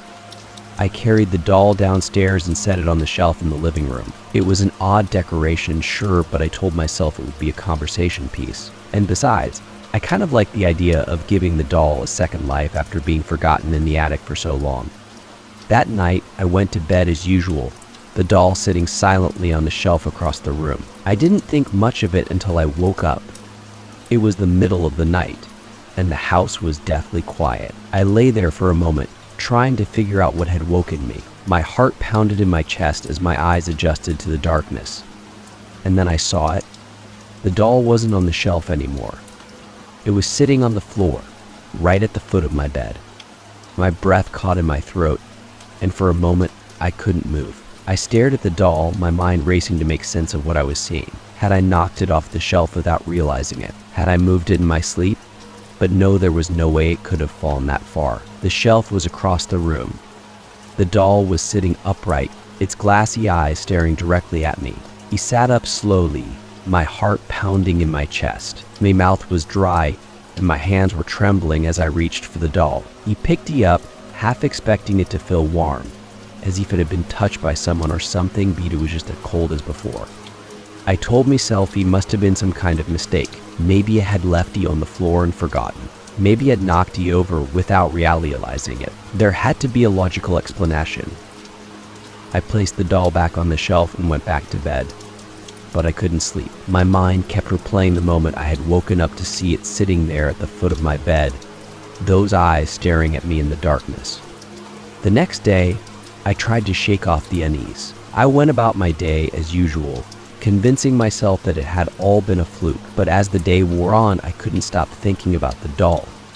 That night, as I was getting ready for bed, I glanced at the shelf where the doll sat. It was in the same spot, a glassy eyes staring straight ahead. I turned off the light and climbed into bed, determined not to let my imagination get the best of me. But in the middle of the night, I woke up again. This time, the doll wasn't at the foot of the bed. He was seating on my nightstand. I bolted upright, my heart hammering in my chest. The doll was sitting there, just inches from my head, staring at me with those cold, lifeless eyes. I couldn't move, couldn't breathe. My mind raced, trying to make sense of what was happening. Had someone been in my house? Was this some kind of sick joke? He grabbed a doll and looked around the room, half expecting to see someone hiding in the shadows, but he was alone. My hands were shaking as I carried the doll back to the shelf. I didn't sleep for the rest of the night. I just lay there, staring at the ceiling, listening to every creak and groan of the house. The next morning, I decided to get rid of the doll. I couldn't explain what was happening, but I knew I didn't want it in my house anymore. I threw it onto a box and put it out in the garage far away from the house. As I closed the garage door, I felt a small sense of relief. It was over. The doll was gone. Or so I thought. 8. That night, as I was lying in bed, I heard something. A soft thud, like something falling onto the floor. My blood ran cold.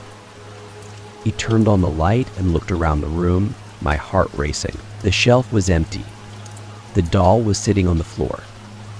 He stared at it in disbelief, my mind spinning. How could this be happening?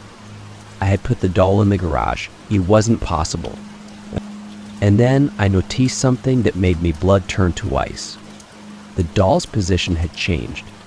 Its head was tilted slightly to the side, and its tiny hands were resting on the floor, as if it had crawled toward me. These eyes, those dark, glassy eyes, seemed to glint in the dim light. I backed away, my pulse racing. I didn't want to touch it. I didn't want to go near it, but I had to get it out of the house. With trembling hands, I picked up the doll, avoiding his eyes. I carried it downstairs. I opened the front door and threw it outside into the yard. He didn't care where it landed, I just wanted it gone. I locked the door behind me and went back to bed, hoping that I had finally rid myself of the cursed thing. But the next morning, when I opened the front door, the doll was sitting on the porch. He felt a wave of nausea wash over as I stared down at him. The doll was upright, a cracked porcelain face staring up at me with those same glassy eyes. I couldn't take it anymore. I grabbed the doll, threw it into a bag, and drove to the nearest dumpster. I didn't stop until I was sure I had gotten rid of it for good. That night, for the first time in days, I slept peacefully. Didn't hear any strange noises, didn't wake up to find the doll sitting beside me. But the next morning, when I went to leave for work, the doll was back seating on the shelf in the living room, right where he had been before. And this time, there was a note tucked into its hands. Written on a shaky scrawl were the words, "You cannot get rid of me." Story isn't. The stranger who knew my name. It was one of those unremarkable days. He had left work late, eager to get home after a long, tearing week. The air was cool, with the sun already set behind the horizon, casting long shadows across the streets. He pulled me jacket tighter around as I made my way to the bus stop. My mind focused on what I was going to eat for dinner and the comfort of my warm apartment.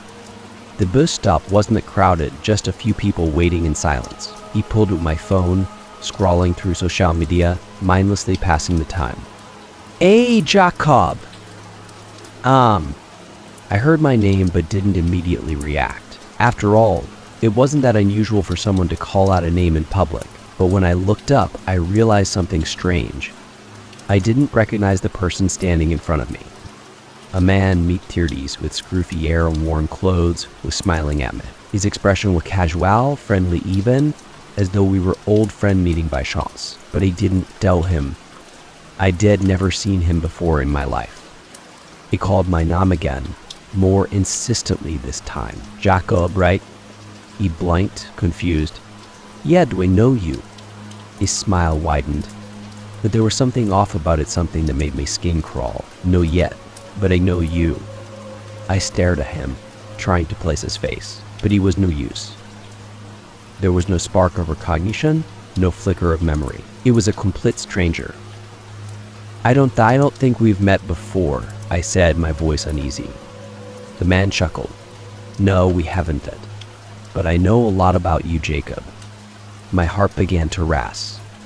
The way he said my name so familiar, so confident, set off alarm bells in my mind. I glossed around the bus stop, hoping someone else had noticed the conversation. But the few people around were absorbed in their own world, paying no attention to us. I'm sorry, but how do you know me? He asked, my voice betraying the growing fear inside me. The man took a step closer, his eye gleaming in the dim streetlight. I know everything about you, Jacob. I know where you work. I know what you had for lunch today. I know where you live. My stomach dropped. My mind raced as I tried to make sense of what he was saying. Was this some kind of twisted prank? Did I have me confused with someone else? But then he rattled off my home address, and I froze it. How do you know that? I whispered, my voice barely audible. The man's smile never wavered. Like I said, I know a lot about you. He felt a panic wash over me. This wasn't just some random encounter. This man knew things about my personal things. My address, my name, my routine. He didn't make sense. I didn't know him. I'd never seen him before, but he seemed to know everything about me. He took a step back, putting some distance between us. Who are you? I demanded, my voice shaking. How do you know all of that?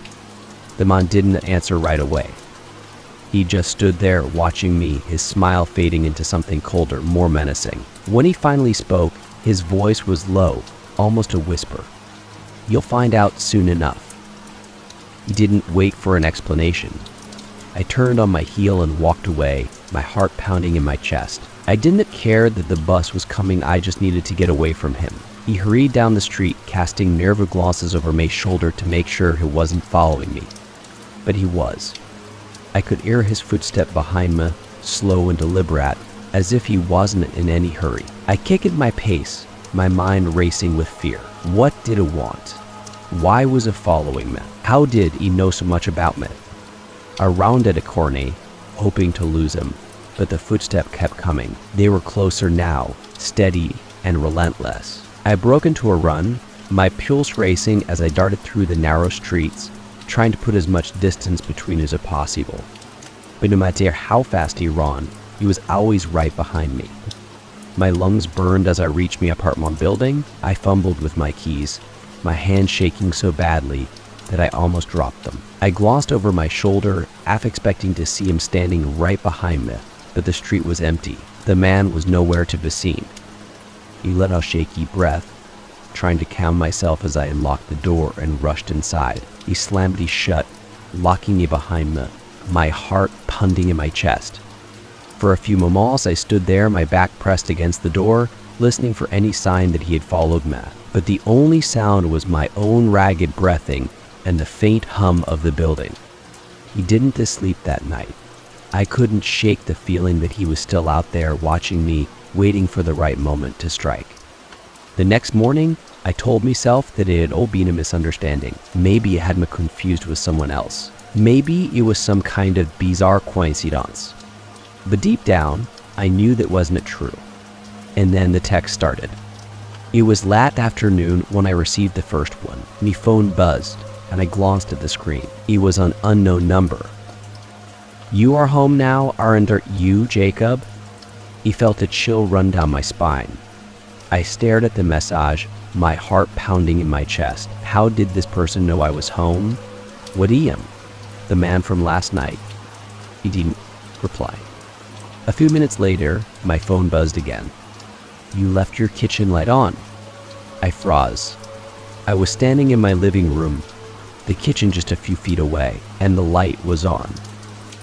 I rushed to the window, peering out into the street below. Was he out there, watching me? But the street was empty just like the night before. There was no sign of him. No sign of anyone. Another text came through. You should really close your blinds.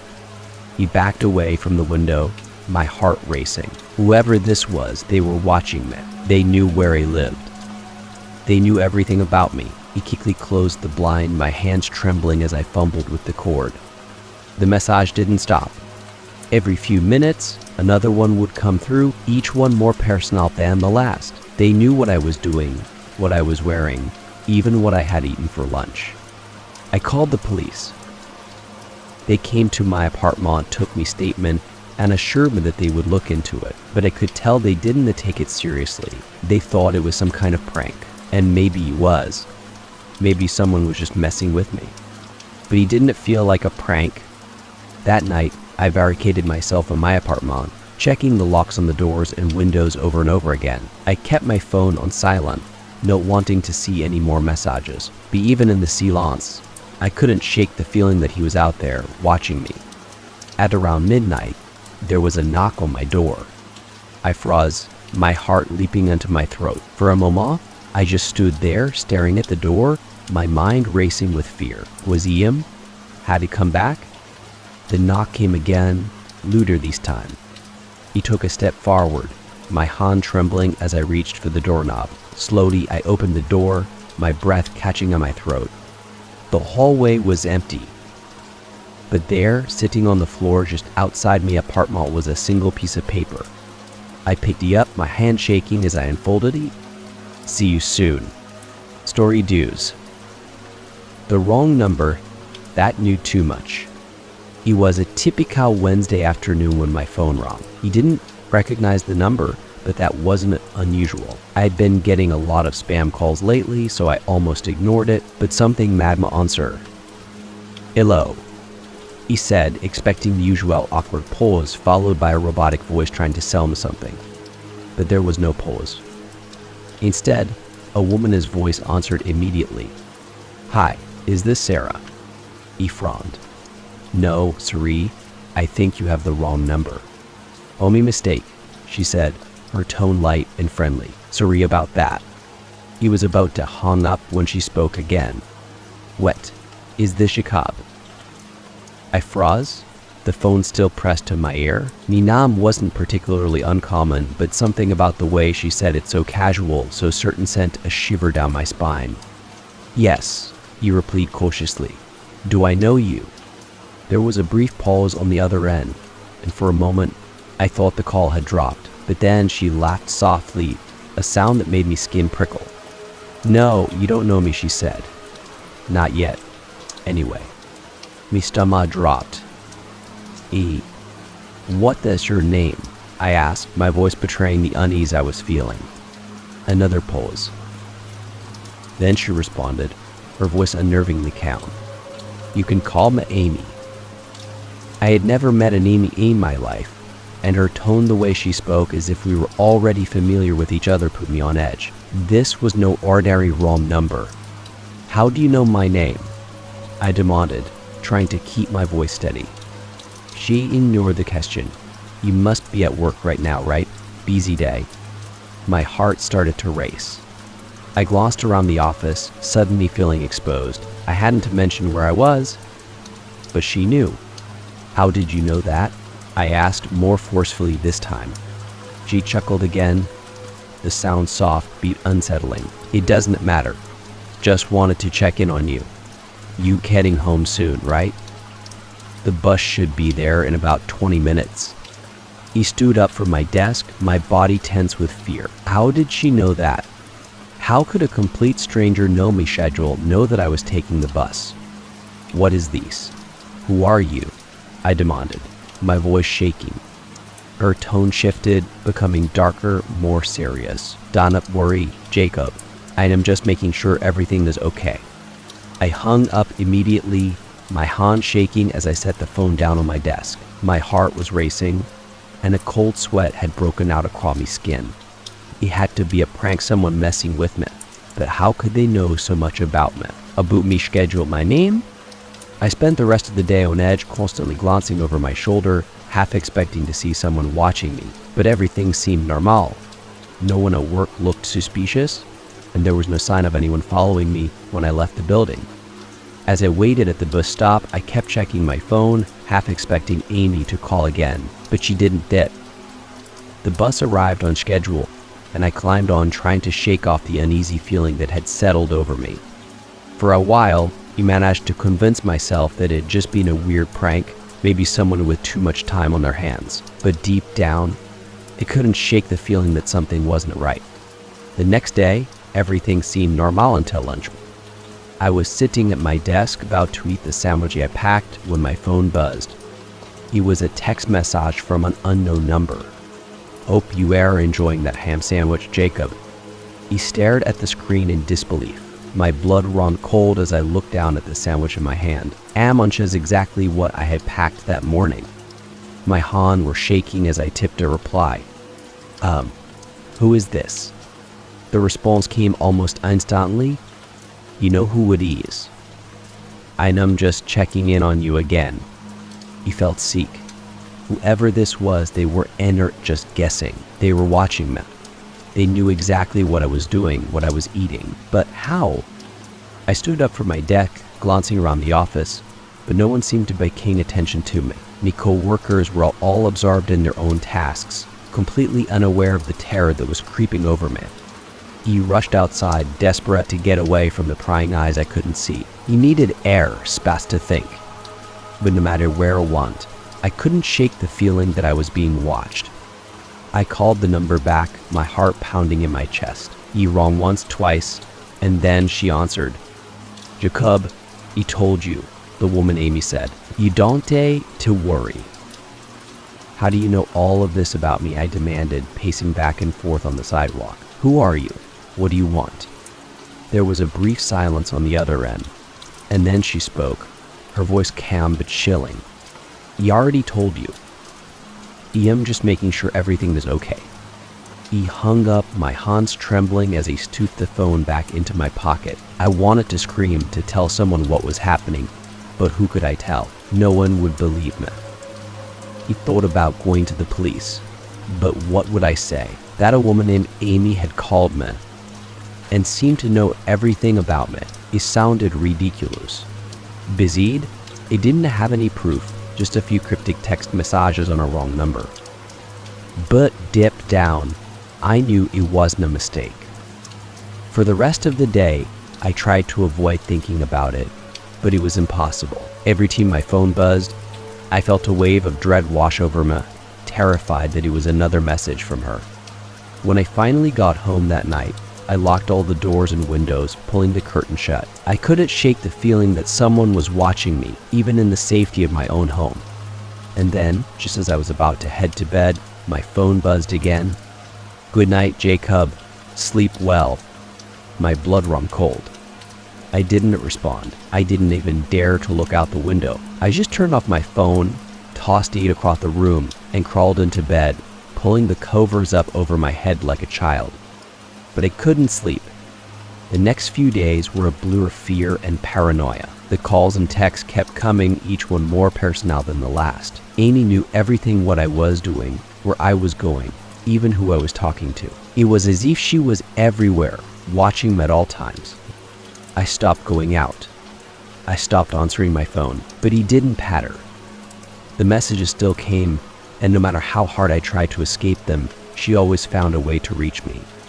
Then, one night, after days of constant fear and sleepless nights, I received the final message.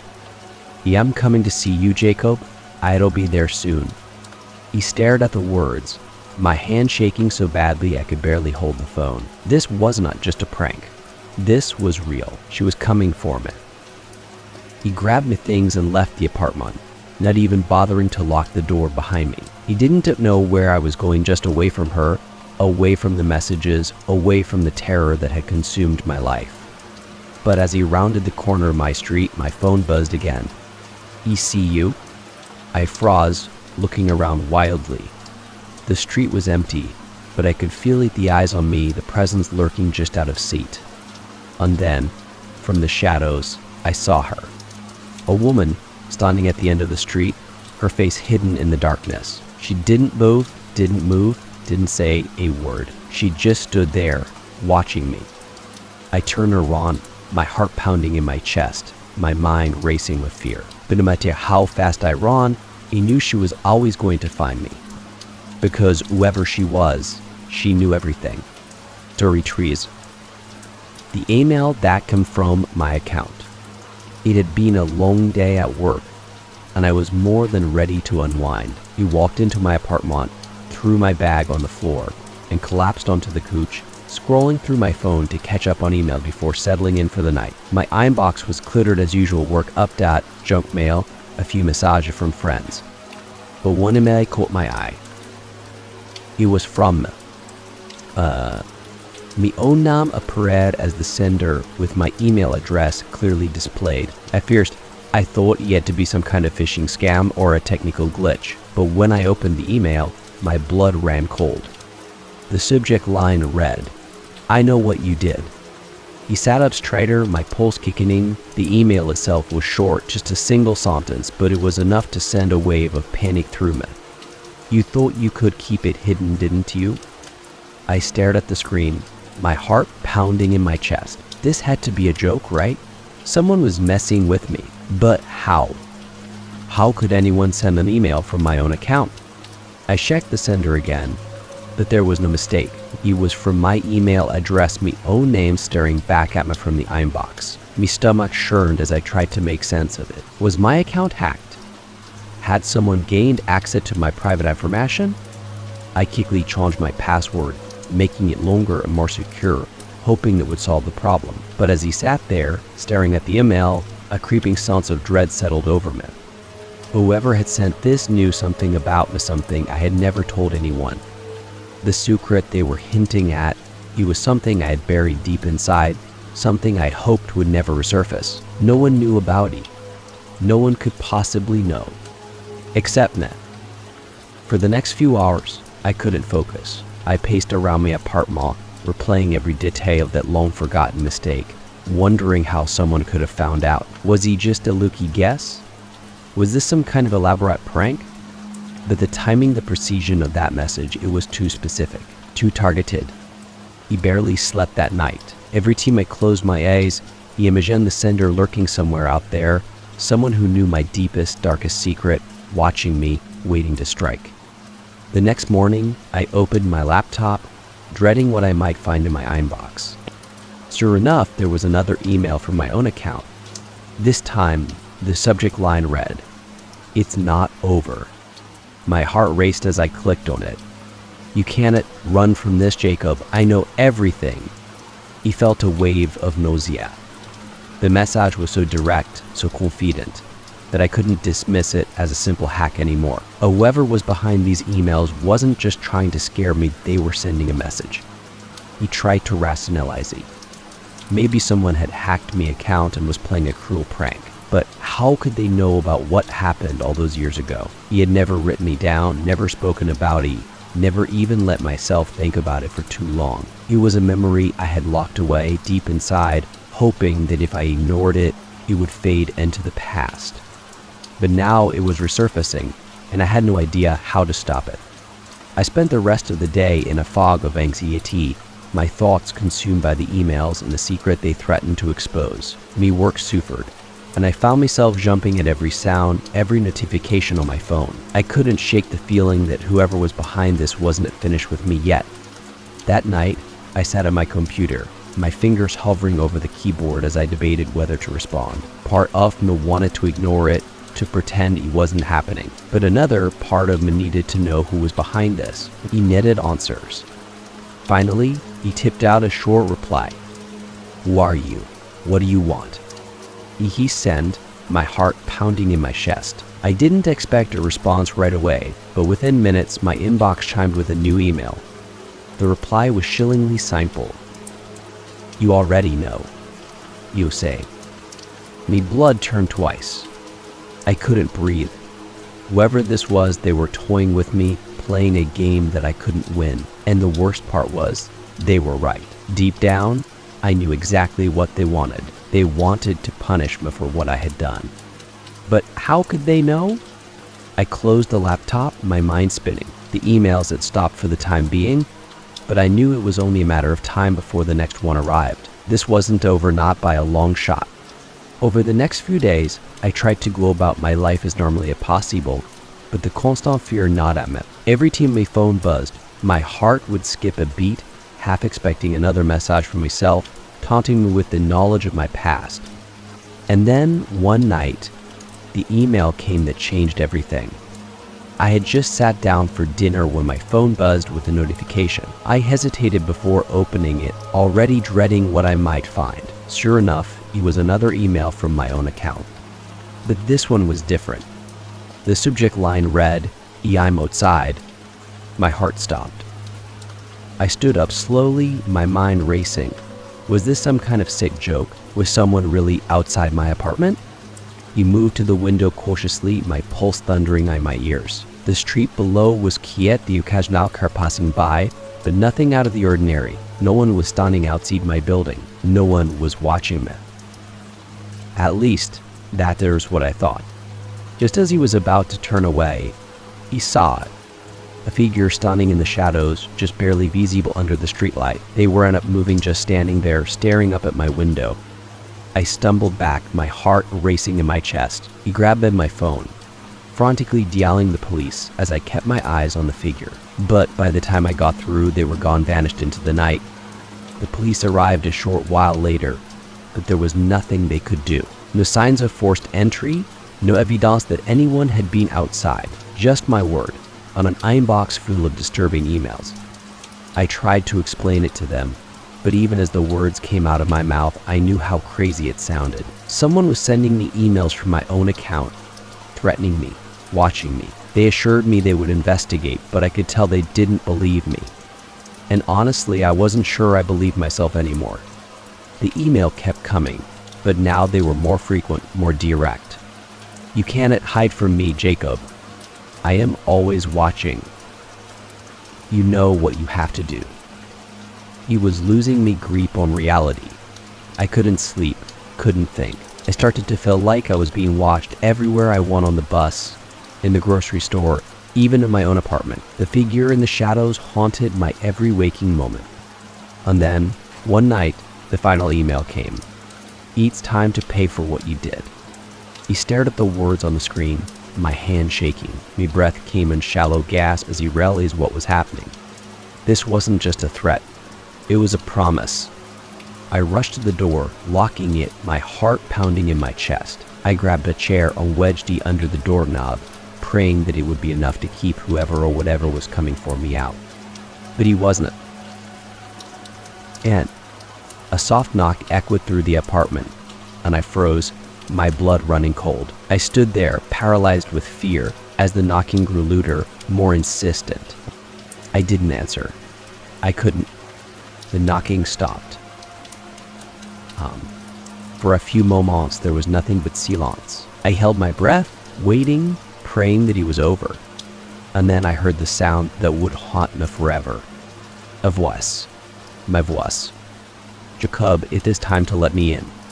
Story tears in. The mirror that showed a different reflection. I've always had an uneasy relationship with mirrors. Something about the way they reflect back the world, always reversed, always slightly distorted, has never quite sat right with me. It's a supple discomfort, like catching a glimpse of something that shouldn't be there, but convincing yourself it is just your imagination. That discomfort became terror the night my reflection moved on his own. It all started when I moved into a new apartment. The place was perfect for me, small, cozy, and just far enough from the city to feel peaceful without being too remote. It had everything I needed, including a large antique mirror that hung in the hallway just outside the bedroom. The landlord told me it had been left behind by the previous tenant, a relic of the old building's history. The mirror was beautiful tau, with an intricately carved wooden frame, the glass slightly warped with age. It gave the hallway air of elegance. But something about it made me uneasy from the moment I first saw it. Maybe it was the way the glass seemed to shimmer, or the way my reflection looked just a little off, like there was something behind the wash, something waiting. Deal. I didn't think much of it at first. After all, it was just a mirror. What harm could he do? The first few nights in the apartment passed without incident. I quickly settled into my new routine, growing accustomed to the creaks and groans of the old building. The mirror became part of the background, something I barely noticed as I moved about my day. But then, one night, something strange happened. It was late past midnight and I had just gotten up to get a glass of water. The apartment was dark, the only light coming from the faint glow of the street lamps outside. As he walked past the mirror in the hallway, I glanced at my reflection out of habit, just to make sure I didn't look like a complete mess. That is when I noticed it. My reflection was standing perfectly still. At first, I didn't register what was happening. I had stopped in front of the mirror, and naturally, I expected my reflection to stop too. But there was something off, something that didn't make sense. I blinked, and so did my reflection. But when I shifted slightly, my reflection didn't move. He just stood there, staring back at me, his eyes wide, his body rigid. Me breath caught in my throat. For a moment, I thought he was imagining things. Maybe it was just the poor lighting or the way the shadows played tricks on my eyes. But as I took another step back, my reflection remained frozen in place, a gaze locked on mine. I couldn't move. My heart pounded in my chest as I stared at the mirror, waiting for anything to happen. But my reflection just stood there, still and silent, like a photograph. He rushed out hesitantly, my hand trembling as I moved it closer to the surface of the glass. And then, just as my finger brushed the edge of the mirror, my reflection moved. But he didn't move the way I did. Instead of mirroring my action, my reflection tilted his head slightly to the side, its expression unreadable. It wasn't following me, it was watching me. I stumbled back, my heart racing, my mind struggling to make sense of what I was seeing. This wasn't possible. It couldn't be happening. Reflection don't move on their own. They don't have minds of their own. I blinked again, hard, hoping that when I opened my eyes, everything would be back to normal. But when I looked at the mirror, my reflection had shifted even further. He was now facing me directly, its head tilted just a little too far, as if it was studying me, observing my every move. Panic surged through me, and I turned away from the mirror, hurrying back to my bedroom. He slammed the door shut behind me, my breath coming in shallow gasps. I didn't dare look at the mirror again. He couldn't. That night, I barely slept.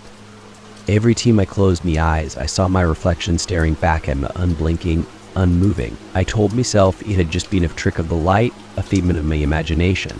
But deep down, I knew something was wrong. The next morning, I avoided the hallway as much as possible, keeping my eyes firmly fixed on the ground as I passed the mirror. I couldn't bring myself to look at it. The thought of seeing my reflection move on his own again made my skin crawl. I tried to go about my day as usual, but the memory of that night lingered in the back of my mind, gnawing at me. I couldn't shake the feeling that something was watching me, something lurking just behind the surface of the glass. That evening, I decided I had to face it. I couldn't live in fear of my own reflection. It was ridiculous, irrational. I needed to prove to myself that it had all been in my head. I stood in front of the mirror, taking a deep breath as I forced myself to look. My reflection stared back at me, perfectly normal, perfectly still. He moved my hand, and so did my reflection. I tilted my head, and it followed suit. Relief washed over me. It had been a mistake, a moment of paranoia, nothing more. He had let my imagination get the best of me. But just as I was about to turn away, something changed. The mirror's surface shimmered just for a moment like ripples on water. And then, my reflection smiled. But he wasn't smiling. He froze, my blood turning to ice as I stared at the mirror. My reflection's smile was wide, too wide, stretching across its face in a way that no human expression ever should. His eye glittered with a cold, unnatural light, and as I stood there, paralyzed with fear, it took a step forward. My reflection moved toward the surface of the glass, its smile never faltering. He stumbled back, my heart pounding in my chest, but my reflection didn't stop. He pressed his hands against the inside of the mirror. Its fingers splayed across the glass, as if it was trying to push its way out. I couldn't breathe. I couldn't think. All I could do was watch in horror as my reflection leaned closer, its face now inches from the surface. And then, he spoke. His voice was me voice, but twisted, distorted, as if it was coming from somewhere far away. Let me out. He backed away, my pulse racing, me mind spinning. This couldn't be happening. Mirrors don't move, reflection don't speak.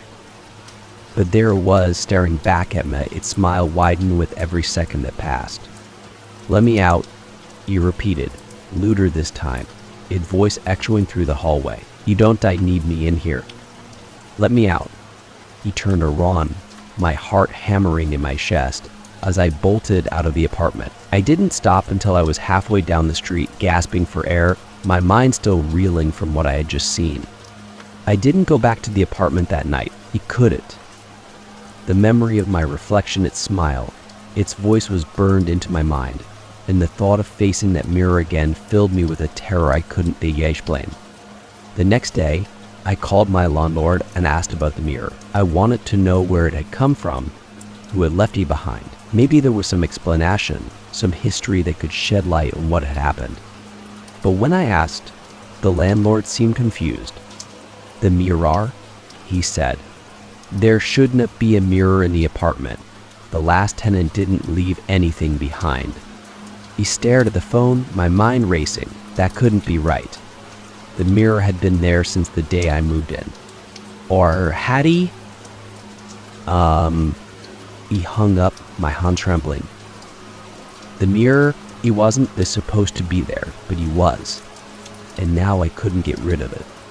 I went back to the apartment later that day, determined to get the mirror out of my life for good. He didn't care where it had come from. I didn't care if it was cursed or haunted or something worse. I just needed it gone. But when I stepped onto the hallway, the mirror was gone. The wall where it hung was bare, as if it had never been there at all. I stood there, staring at the empty space, my mind spinning. I hadn't moved it. No one had been in the apartment since I left. But the mirror was gone. And so was my reflection. Story 15. The package I didn't order. It was a rainy Thursday afternoon when the package showed up at my door. I had been working from home all day. The sound of the steady rain outside a soothing backdrop to the dull hum of my computer. There was nothing unusual about the day. In fact, it had been the kind of uneventful, quiet day that I had come to appreciate. Then, the doorbell rang. I wasn't expecting anyone. And I certainly wasn't expecting any deliveries. I hadn't ordered anything recently, and I hadn't seen the mail carrier pass by. But when I opened the door, there it was, a brown, unmarked package sitting on my doorstep. It wasn't very large, about the size of a shoebox, and there was no return address, no label, just my name scribbled in messy handwriting on a plain white piece of paper taped to the top. I stared at it for a moment, puzzled. There was no indication of where it had come from or who had sent it. Curiosity got the better of me.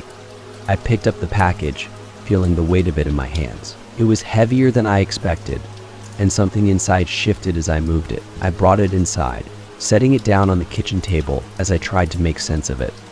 Had I forgotten about an order? Maybe it was a gift, or a mistake. I checked the label again, but there was no mistake, it was addressed to me.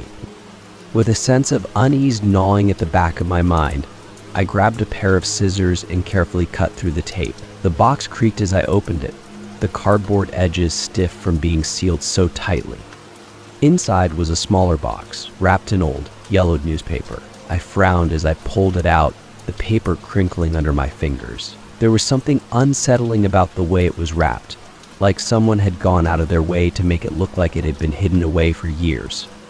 I unwrapped the newspaper, revealing a small, intricately carved wooden box. The wood was dark and worn, the carving strange and unfamiliar symbols I didn't recognize, swirling patterns that seemed almost alive. My fingers traced the lines, the texture rough and cold. A wave of unease washed over me as I realized I had no idea what I was dealing with. There was something off about the box, something that made the air around it feel heavier, darker. I hesitated for a moment, my hand hovering over the lid. Part of me wanted to leave it alone, to walk away and pretend I had never opened the package, but my curiosity wouldn't let me. I needed to know what was inside. I lifted the lid, and inside the box was a small, folded piece of paper and a single tarnished key. The key was old, its once shiny metal now dull and scratched, as if it had been used over and over for years. But it was the note that made my heart skip a beat. The paper was yellowed and brittle, the edges frayed from age. Written in the same messy handwriting as the label on the package, it read, Do not use the key dot. My stomach dropped. I stared at the note, my mind racing. What was this? Some kind of prank? Who would go to the trouble of sending me a package with a cryptic note like this? And why? I looked at the key again, its cold metal gleaming dully in the dim light of my kitchen. It looked so ordinary, so harmless, but the warning in the note echoed in my mind, filling me with a sense of dread I couldn't explain. I shoved the key back into the box and closed the lid, suddenly feeling a wave of anxiety wash over me. The whole situation felt wrong, like I had stumbled onto something I wasn't supposed to. I pushed the box to the corner of the table, telling myself I would deal with it later. But as the day wore on, I couldn't stop thinking about it. The key, the note, the strange carvings on the box, they gnawed at the edges of my mind, refusing to be ignored. That night, as I lay in bed, I couldn't sleep. My mind kept replaying the moment I had opened the box, the feeling of dread that had settled over me as I read the note. Do not use the key dot. What key? What did it open? Why had it been sent to me? I tossed and turned, unable to shake the feeling that something was wrong. It was as if the box had brought a darkness into my home, a presence that I couldn't see but could feel watching me. By the next morning, I had convinced myself it was just a prank, an elaborate, unsettling prank, but a prank nonetheless. Still, I couldn't bring myself to throw the box away. I told myself it was because I wanted to figure out who had sent it, but deep down, I knew there was more to it than that. The box stayed in the corner of my kitchen for days, untouched but always there, a constant reminder of the mystery that had arrived at my door. And then, one night, everything changed.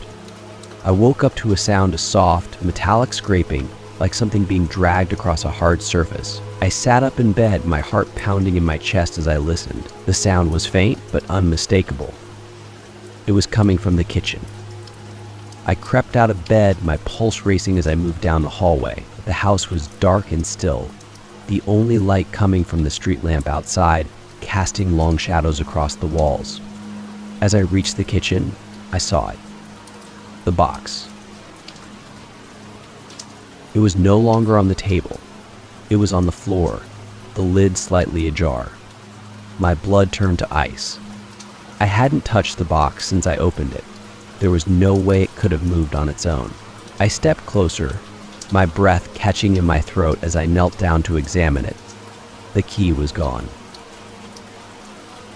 I felt a wave of panic surge through me as I frantically searched the floor, hoping it had just fallen out of the box, but it wasn't there. The key was gone, and I had no idea where it had gone or how it had disappeared. That's when I noticed something else. There was a new note inside the box. With trembling hands, I picked it up, the paper rough and brittle against my skin. The message was short, but it made my heart stop. You shouldn't have opened IT dot. I stumbled back, my mind spinning. The note hadn't been there before. I was sure of it. Someone had been in my house. Someone had left that note, taken the key, and was now watching me. For the next few days, I was on edge, jumping at every sound, every creak of the old house. I locked all the doors, checked the windows, but I couldn't shake the feeling that someone was waiting. And then, the nightmares began. Every night, I dreamed of the key. I dreamed of doors old, ancient doors hidden in the dark, each one locked, each one waiting to be opened. I saw the key in my hand, felt the cold metal against my skin as I turned it in the lock. And every time I would wake up just as the door creaked open, my heart pounding in my chest, a cold sweat covering my skin. One night, I woke up to the sound of knocking. It was faint at first, but it grew louder, more insistent, echoing through the quiet house. It was coming from inside. I stumbled out of bed, my pulse racing as I moved toward the hallway. The knocking continued, steady and deliberate, growing louder with every step I took. It was coming from behind the mirror in the hallway. I froze, my breath catching in my throat. The knocking was clear now, loud and rhythmic, as if something or someone was on the other side, trying to get out. I reached out, my hand trembling as I touched the surface of the mirror. And then, the knocking stopped. For a long moment, the house was silent. I stood there, my hand still pressed against the mirror, waiting for something to happen. And then I saw it, a faint outline, just beneath the surface of the glass. A shadow moving ever so slightly, as if something was trapped inside, watching me. I backed away, my heart pounding in my chest as I stumbled back into the bedroom. The knocking didn't return, but the presence, whatever it was, remained. The next morning, I found another note slipped under my door. "It's too late now, Don." I never found out who sent the package or what the key was meant to open, but I knew one thing for certain. Whatever I had unlocked, whatever I had let into my home, it wasn't going away. Story 16. The stranger in my photos. It all started when I decided to clean out my phone. I had hundreds, maybe even thousands of photos cluttering up my storage, random snapshots from vacations, nights out with friends, and the mundane moments of life. Most of them were unremarkable, the kind of photos you keep but never really look at again. As I scrolled through my gallery, I started deleting the blurry pictures, duplicates, and old screenshots. It was late at night, and the task was mindless, almost soothing. I was halfway through my vacation photos when something caught my eye. A face.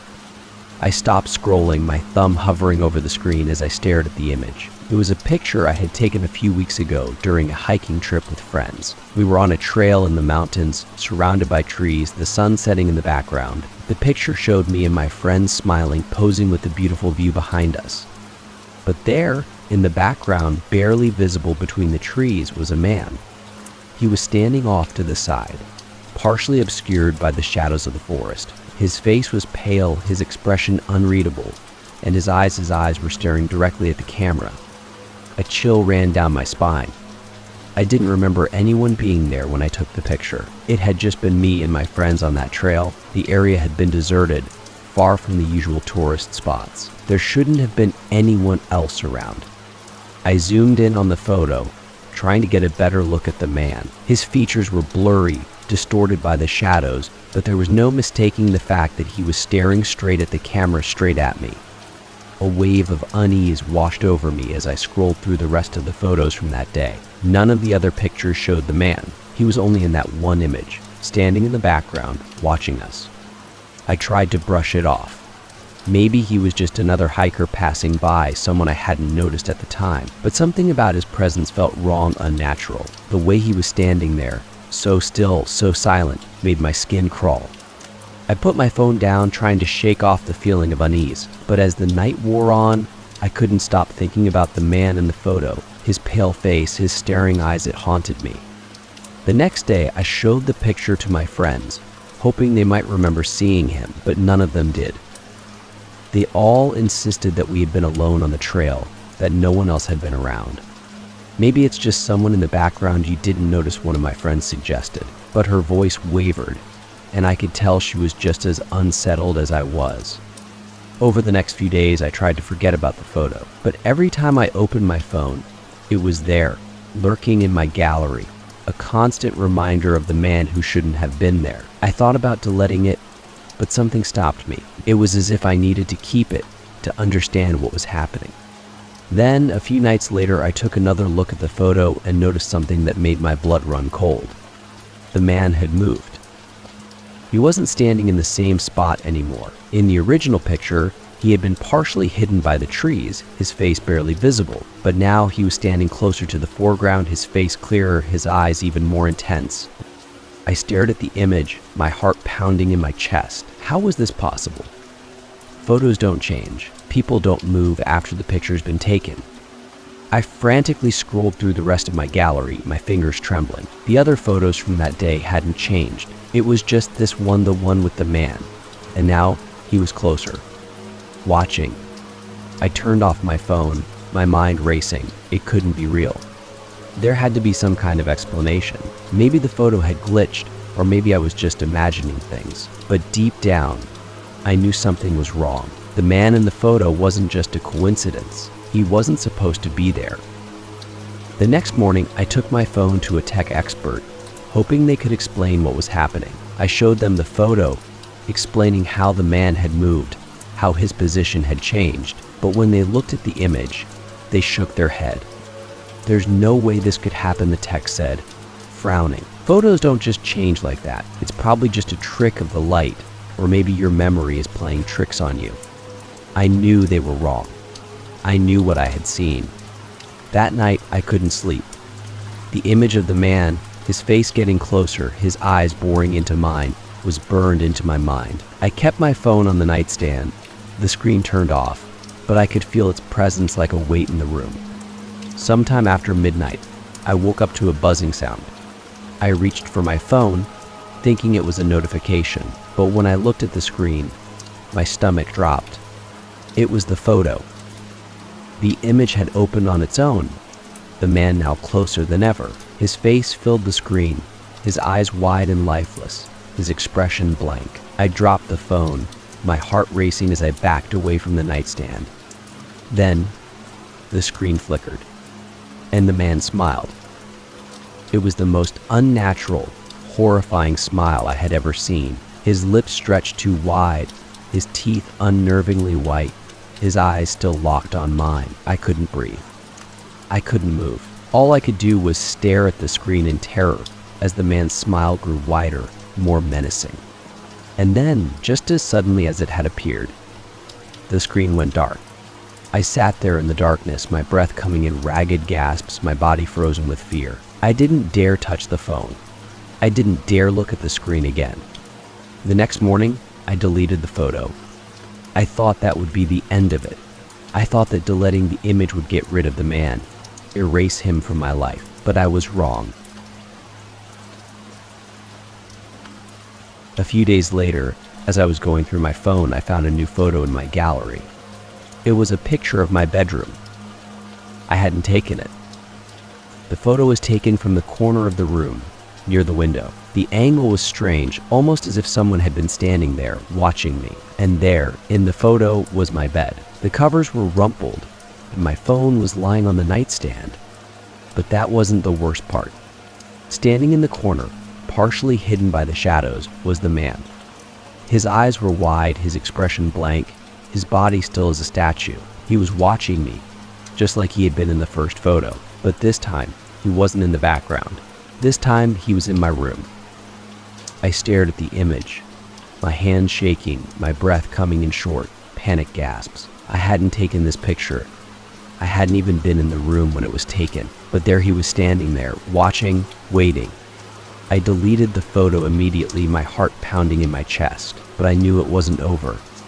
That night, I woke up to the sound of my phone buzzing again. I didn't want to look. I didn't want to see what was waiting for me.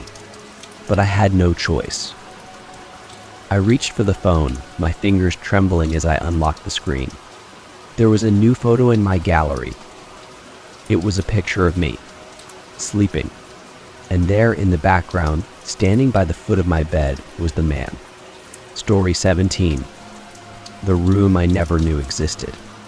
It was the kind of discovery that you don't expect to make in your own home, a hidden room behind the walls, forgotten and untouched for years. My house wasn't particularly old or grand, just a modest 2-story place that I had bought a few years ago. I had always liked the house, but now it felt different. Now it felt like it was hiding something from me. It all started when I decided to renovate the basement. The space had been mostly unused since I moved in just a storage area filled with old boxes and forgotten furniture. I had big plans for it, though, a game room, maybe a small home gym. But as I began to clear out the clutter, I noticed something strange.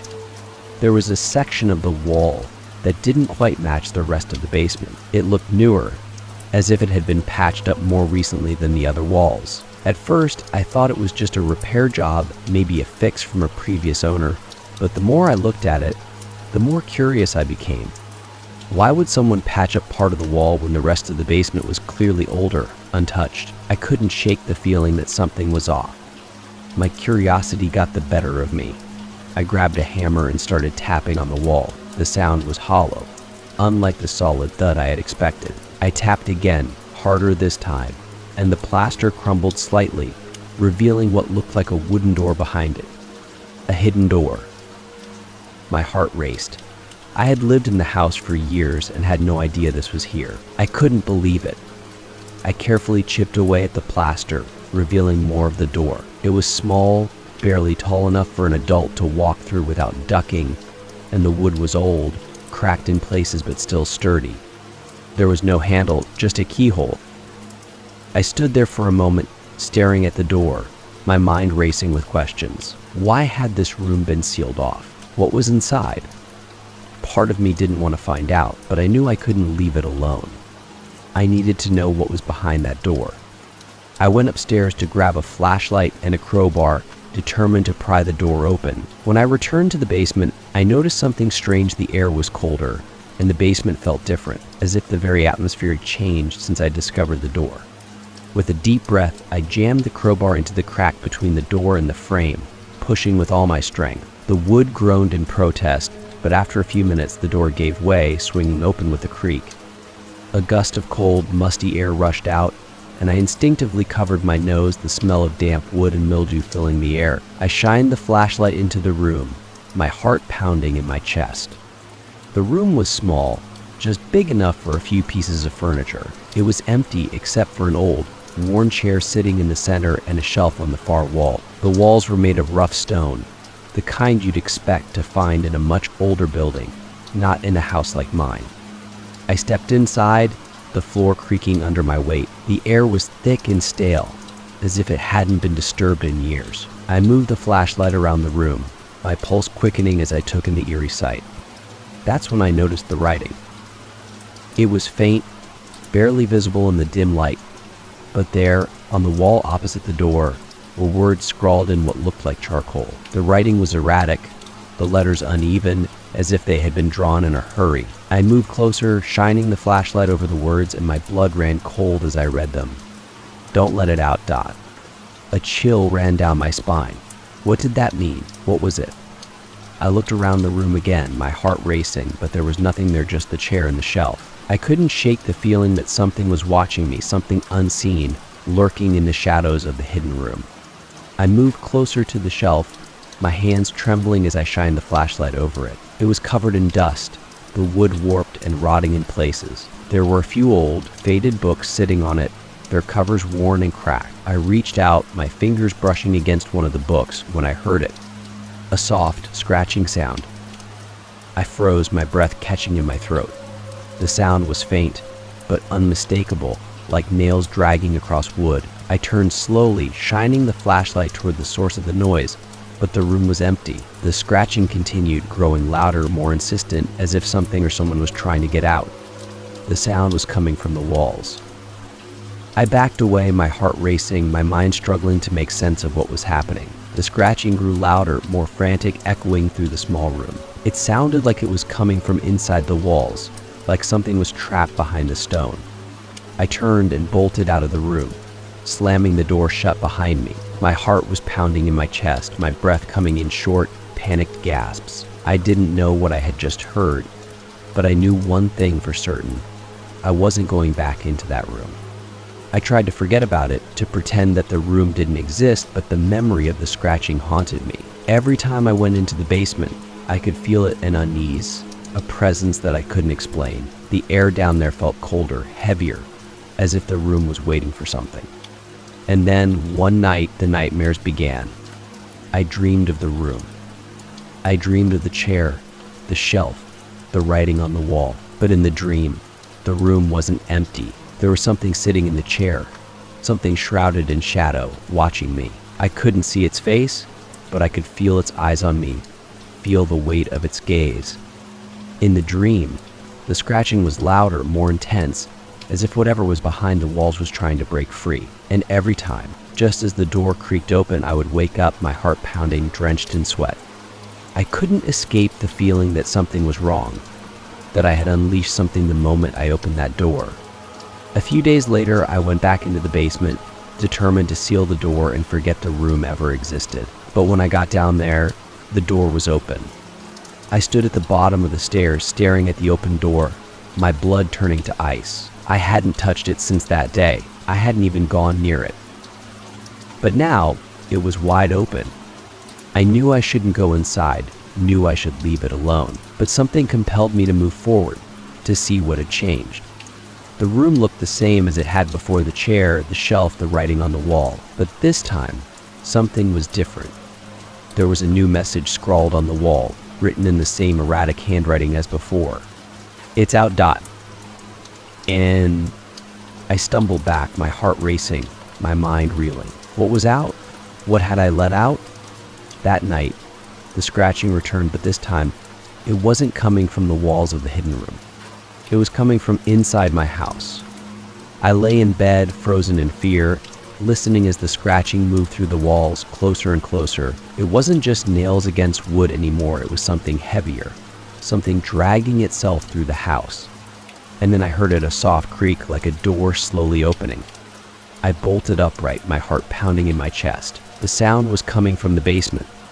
I grabbed my phone, dialing the police, my hands shaking as I tried to explain what was happening. They told me to stay on the line, to wait until they arrived. But the sound, the dragging, the creaking was getting closer. I couldn't wait. I ran out of the house, not stopping until I was halfway down the street, my breath coming in short, panicked gasps. I didn't care about the house anymore. I didn't care about the hidden room, or what I had found inside. All I knew was that whatever I had let out was still in there, and it wasn't going to stay hidden for long. Story 18. The voice on the baby monitor. It was supposed to be an ordinary night, like so many others before it. My wife and I had just put our baby daughter, Lily, to bed, and we finally had a moment to relax. It was around 10:30 p.m., and we were sitting on the couch, watching TV when I heard it. A voice. I froze, my hand hovering over the remote, my breath catching in my throat. The sound was faint, barely audible over the hum of the television, but it was unmistakable, a voice coming through the baby monitor. At first, I thought it was just Lily babbling in her sleep, the way babies sometimes do. But as I turned down the volume on the TV, I realized that the voice wasn't hers. It was deeper, slower, and clearly not that of a child. It was someone else. I stared at the baby monitor, my heart racing. The small screen showed Lily lying peacefully in her crib, the soft glow of her nightlight casting gentle shadows across the room. She wasn't moving, and the room was silent. But the voice was still there. Someone was in her room. I grabbed my wife's arm, my voice barely a whisper. "Do you hear that?" She nodded, her eyes wide with fear as we both listened, straining to make out the words. The voice was soft, almost soothing, like someone whispering a lullaby. But there was something off about it, something that sent a chill down my spine. "I think we should check on her," my wife said, her voice shaking. Without hesitation, we both stood up and rushed down the hallway, our hearts pounding in our chests. When we reached Lily's room, everything looked normal. She was still lying in her crib, sound asleep, her tiny chest rising and falling with each breath. There was no one else there. But as we stood there staring down at her, the baby monitor crackled to life again. The voice returned, louder this time, clearer. "She's such a beautiful baby, Dot." I froze, my blood turning to ice as the words echoed through the room. My wife gasped, her hand flying to her mouth as we both turned to look at the baby monitor. The screen was showing Lily, as it always did, but there was something else, something that hadn't been there before.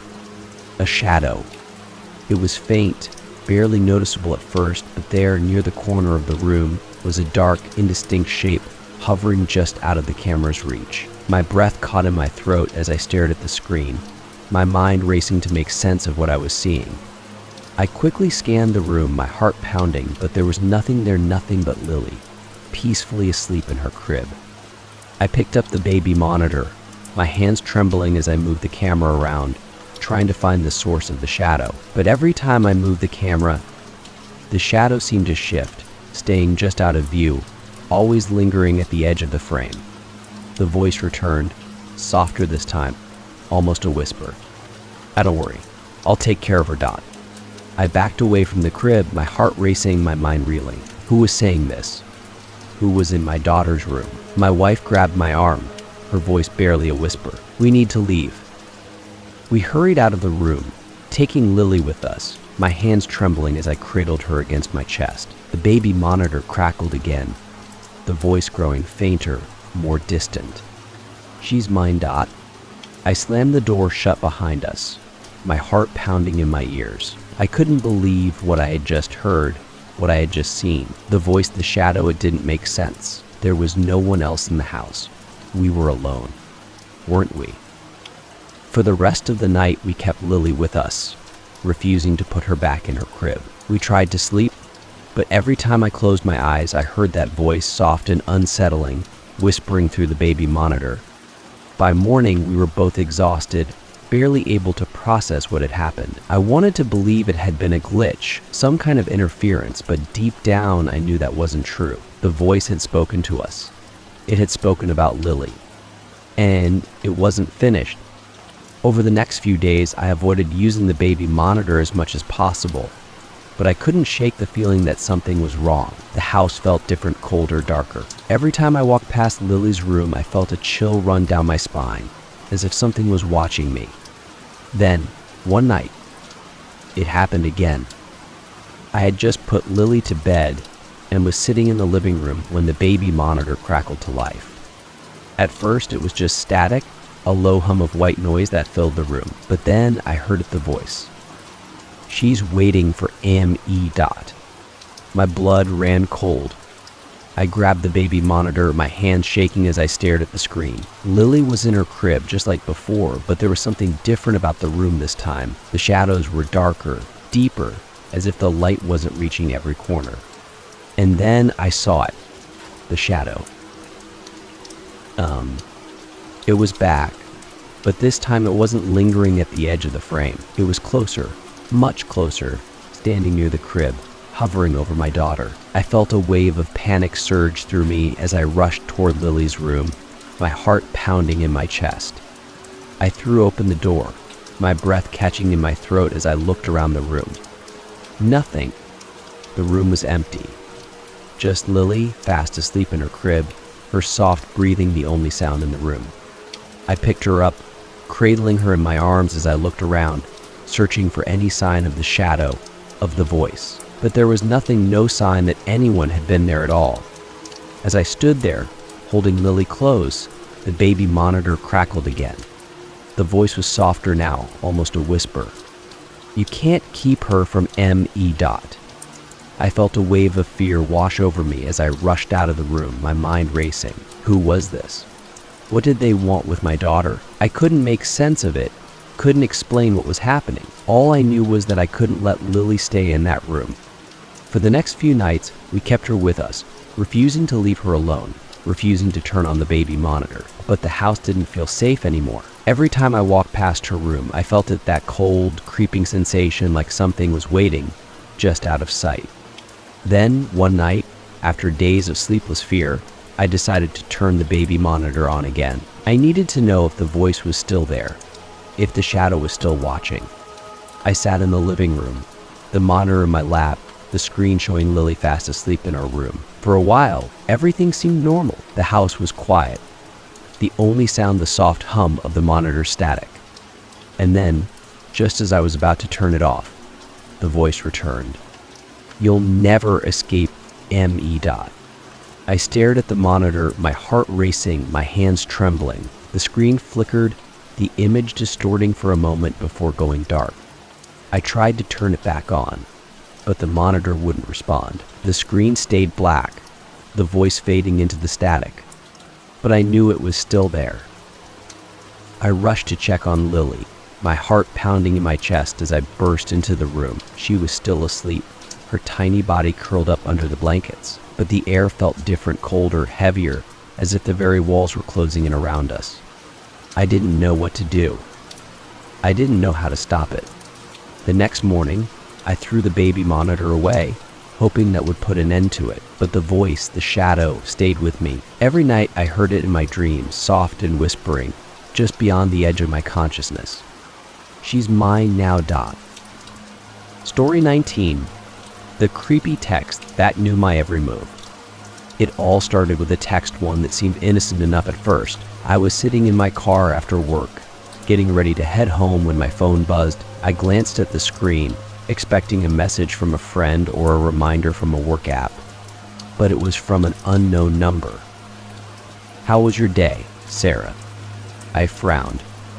I didn't recognize the number, and the way the message was phrased was unsettling, like it came from someone who knew me well. Still, I figured it had to be a wrong number. I ignored it, hoping that would be the end of it. But it wasn't. A few minutes later, another text came through. Heading home now. I froze, my heart skipping a beat. I hadn't told anyone I was leaving work. I looked around, scanning the parking lot, but there was no one near my car. No one who could have known I was getting ready to head home. I responded, my fingers trembling slightly as I typed. "Who is this?"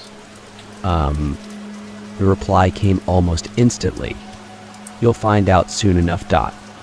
My stomach twisted in knots. Was this a joke? Was someone messing with me?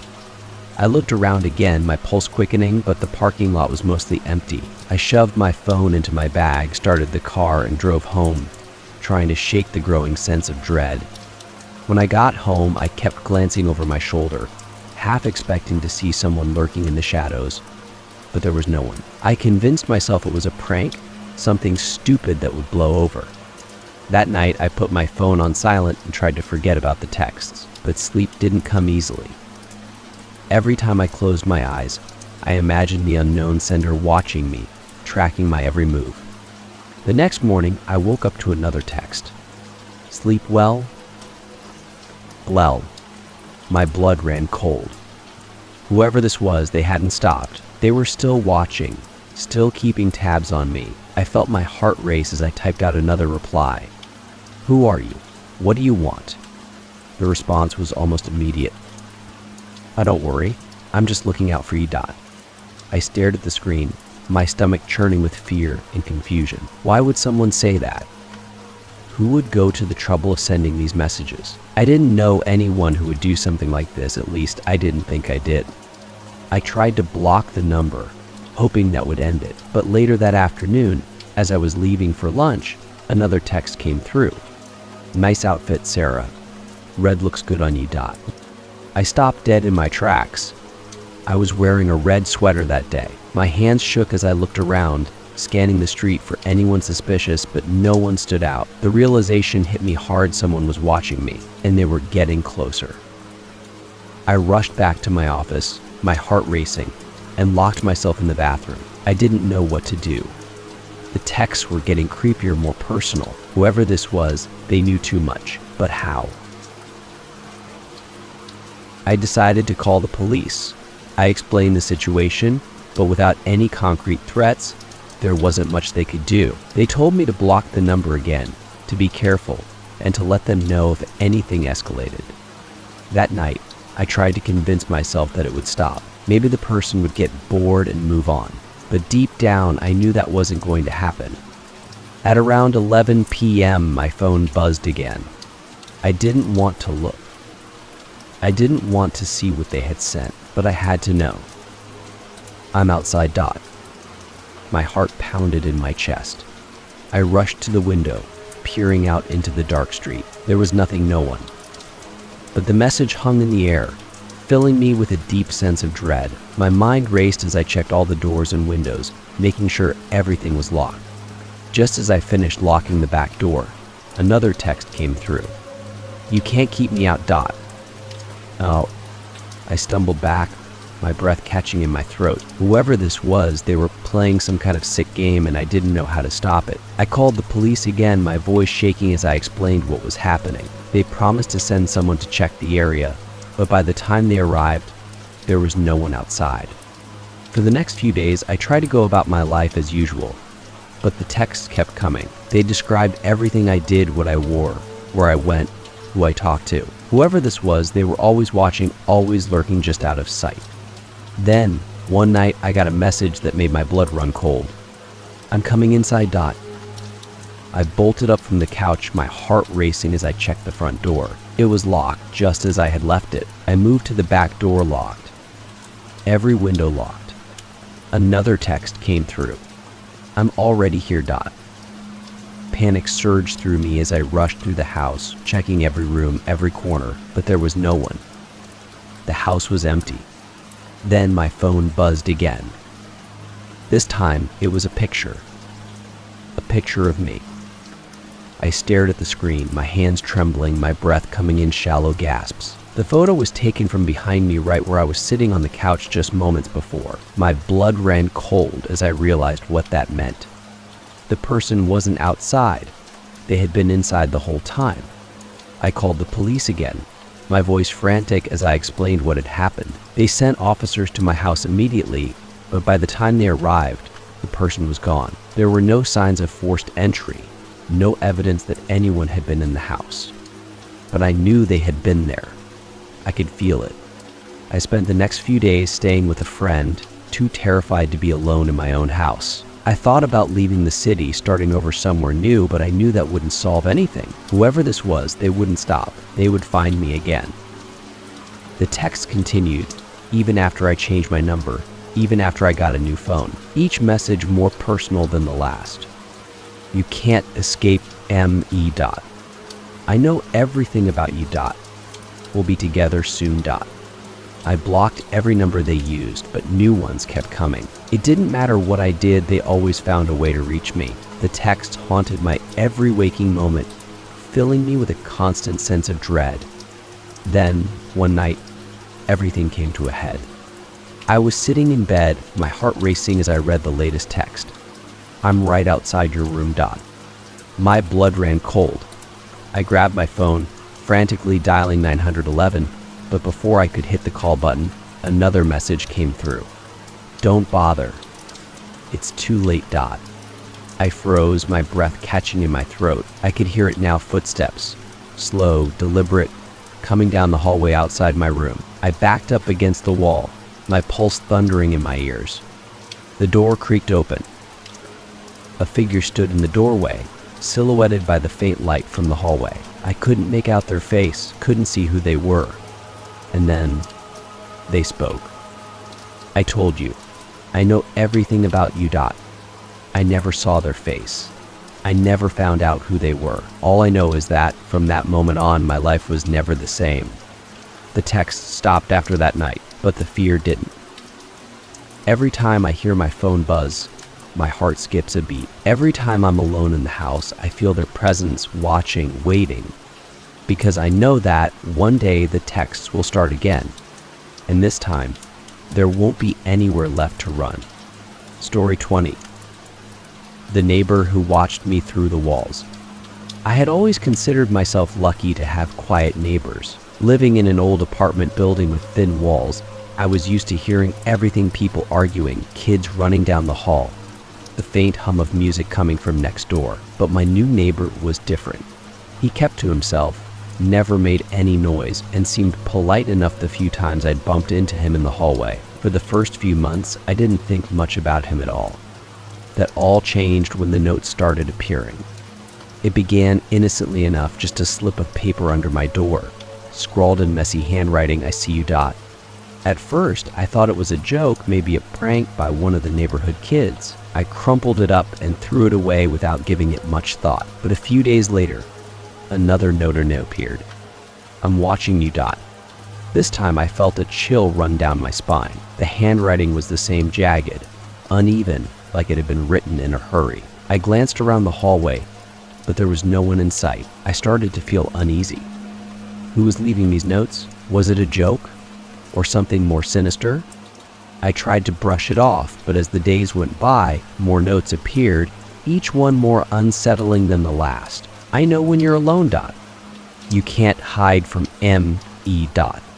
I see everything. By now, I was thoroughly creeped out. I checked my locks every night, double-checking the windows to make sure they were shut tight. But no matter how careful I was, the notes kept coming. One night, after a particularly long day at work, I found a new note tucked under my door. This one was different, shorter, more direct. I'm closer than you think. My blood ran cold. I couldn't shake the feeling that someone was watching me. Someone who knew my routine, my schedule. Someone who was far too close for comfort. That night, I barely slept. Every creak of the old building, every sound from the neighboring apartments set my nerves on edge. I told myself it was just my imagination, that the notes were probably a prank, but deep down, I knew something wasn't right. Then, one evening, as I was sitting on the couch, I heard it, an unmistakable sound. Breathing. And I froze, my heart racing as I strained to listen. It wasn't coming from outside, and it wasn't the kind of muffled noise you'd expect from thin walls. It was close, too close, like someone was just on the other side of the room, hidden behind the walls. I stood up, my pulse pounding in my ears as I moved slowly around the apartment. The breathing continued, soft and deliberate, as if someone was deliberately trying not to be heard. I pressed my ear against the wall, my skin prickling with unease. And then I heard it. A voice. It was faint, barely audible, but I could hear it, someone whispering my name. I stumbled back, my breath catching in my throat as I stared at the wall. I knew what I had heard, and it wasn't my imagination. Someone was behind the walls. I grabbed my phone, my hands trembling as I called the building manager. My voice was shaking as I explained what had been happening, the notes, the breathing, the voice. The manager seemed skeptical at first, but I insisted that something wasn't right. He promised to check it out in the morning. That night, I locked myself in my bedroom, refusing to sleep in the living room. I pushed the dresser against the door, my heart racing with every sound I heard. I could feel it now. Something wasn't just watching me. It was closer than ever. The next morning, the building manager knocked on my door. He looked tired, like he'd been up all night thinking about my call. I checked the neighboring apartment, he said, rubbing his neck. The tenant, your neighbor, moved out a few months ago. No one's been living there since. I stared at him in disbelief. That's impossible. I've heard someone in there. I've seen him. The manager shook his head. It's been vacant since the last guy left. I don't know what to tell you. My stomach dropped. How could it be vacant? I had seen my neighbor just a few days ago, in fact, and I had heard someone moving around in the apartment more than once. I decided to take matters into my own hands. That night, I stayed up late, listening for the sounds again. I knew they were real. I wasn't imagining them, and if no one was living next door, that meant the noises, the breathing, the whispering, they were coming from somewhere else. As the clock ticked past midnight, I heard it again, the faint sound of breathing, this time clearer, more distinct. It was coming from the wall near my bed, the same wall that separated my apartment from the vacant one next door. My heart pounded as I pressed my ear to the wall, listening carefully. And then, just as before, I heard it, the voice. I can see you, Dot. I pulled away from the wall, my skin crawling with fear. Whoever was behind the wall knew I was there. They knew I could hear them. I grabbed a flashlight and moved toward the wall. My hands shook as I tapped on the surface, listening for any hollow spots. The wall sounded solid, but something wasn't right. The sounds were too clear, too close. That's when I noticed the small, almost imperceptible crack running along the baseboard, right where the wall met the floor. It was faint, barely noticeable, but as I crouched down for a closer look, I saw something that made my blood run cold. There was a small hole in the wall. Not a large hole, but just big enough to see through. My breath caught in my throat as I peered through the hole. On the other side, I saw the empty apartment, dark, silent, just as the building manager had said. But there in the corner of the room was a figure. A man. He was standing perfectly still, his face obscured by shadows, but I could feel his eyes on me. He wasn't moving, wasn't saying anything, just standing there, watching. I stumbled back, my heart pounding in my chest. My mind raced as I tried to make sense of what I had just seen. The building manager had said the apartment was empty, that no one had been living there for months, but I had seen someone. Someone was in there, someone who had been watching me through the walls. I didn't sleep that night. I couldn't. The image of the man standing in the shadows burned into my mind. Every creak of the building, every gust of wind outside sent my nerves on edge. The next day, I demanded that the building manager inspect the neighboring apartment again. Reluctantly, he agreed. We both entered the apartment together, the door creaking as we stepped inside. It was exactly as he had described, empty, abandoned, dust collecting on the floors. There was no furniture, no signs of life, just the hollow echo of our footsteps as we moved through the space. But then I showed him the wall. I pointed to the small hole I had found, my hands shaking as I explained what I had seen, what I had heard. The manager frowned, his expression shifting from skepticism to concern as he crouched down to inspect it. "That's not supposed to be here," he muttered, more to himself than to me. He promised to have the wall sealed, to make sure no one could see through it again, but I could tell by the look on his face that he was just as unnerved as I was. I moved out a few days later. I couldn't stay there. Not after everything that had happened, not after what I had seen. The idea of someone watching me through the walls, silently observing my every move, was too much to bear. But even now, months later, I still feel it. The sensation of being watched. The feeling that someone somewhere is always looking. Because I never found out who was behind that wall. And I never found out how long they had been watching me. Story 21. The phone call I got after midnight. It was just after midnight when my phone rang. The sound jolted me awake, pulling me out of the deep, dreamless sleep I had been in. For a moment I was disoriented, blinking against the darkness of my bedroom, trying to figure out where I was and why my heart was racing. Then I realized the phone was still ringing. I glanced at the clock on my nightstand. 12:13 a.m. No one ever called me this late, especially not on a weeknight. With a sigh, I reached for the phone, expecting it to be a wrong number. Maybe some telemarketer who didn't realize they were dialing a different time zone. But when I looked at the screen, there was no number, just unknown caller. A strange, uneasy feeling settled in my chest as I stared at the screen. I considered letting it go to voicemail, but something made me answer. "Hello," I said, my voice thick with sleep. There was silence on the other end for a few seconds, just the faint sound of static, like a bad connection. I was about to hang up when I heard a voice. "I've been waiting for you, Dot." The voice was soft, almost a whisper, and distinctly unfamiliar. I sat up in bed, suddenly wide awake. My heart pounded in my chest as I tried to process what I was hearing. "Who is this?" I asked, my voice shaking slightly. The voice didn't answer right away. There was another brief pause, followed by a low, unsettling chuckle. "You don't remember me, do you?" A chill ran down my spine. I had no idea who this person was or what they were talking about. My mind raced, trying to make sense of the situation. Was this some kind of prank? Had someone gotten my number and decided to mess with me? "I think you have the wrong number," I said, my voice firmer now. "I don't know who you are." The voice chuckled again, and the sound made my skin crawl. "Oh, but I know you, Sarah." My blood ran cold. They knew my name. "How do you know my name?" I demanded, my pulse quickening. "Who are you?" "Ian." The line crackled with static, and for a moment I thought the call had dropped. But then the voice came again, softer now, almost taunting. "I know everything about you, Dot."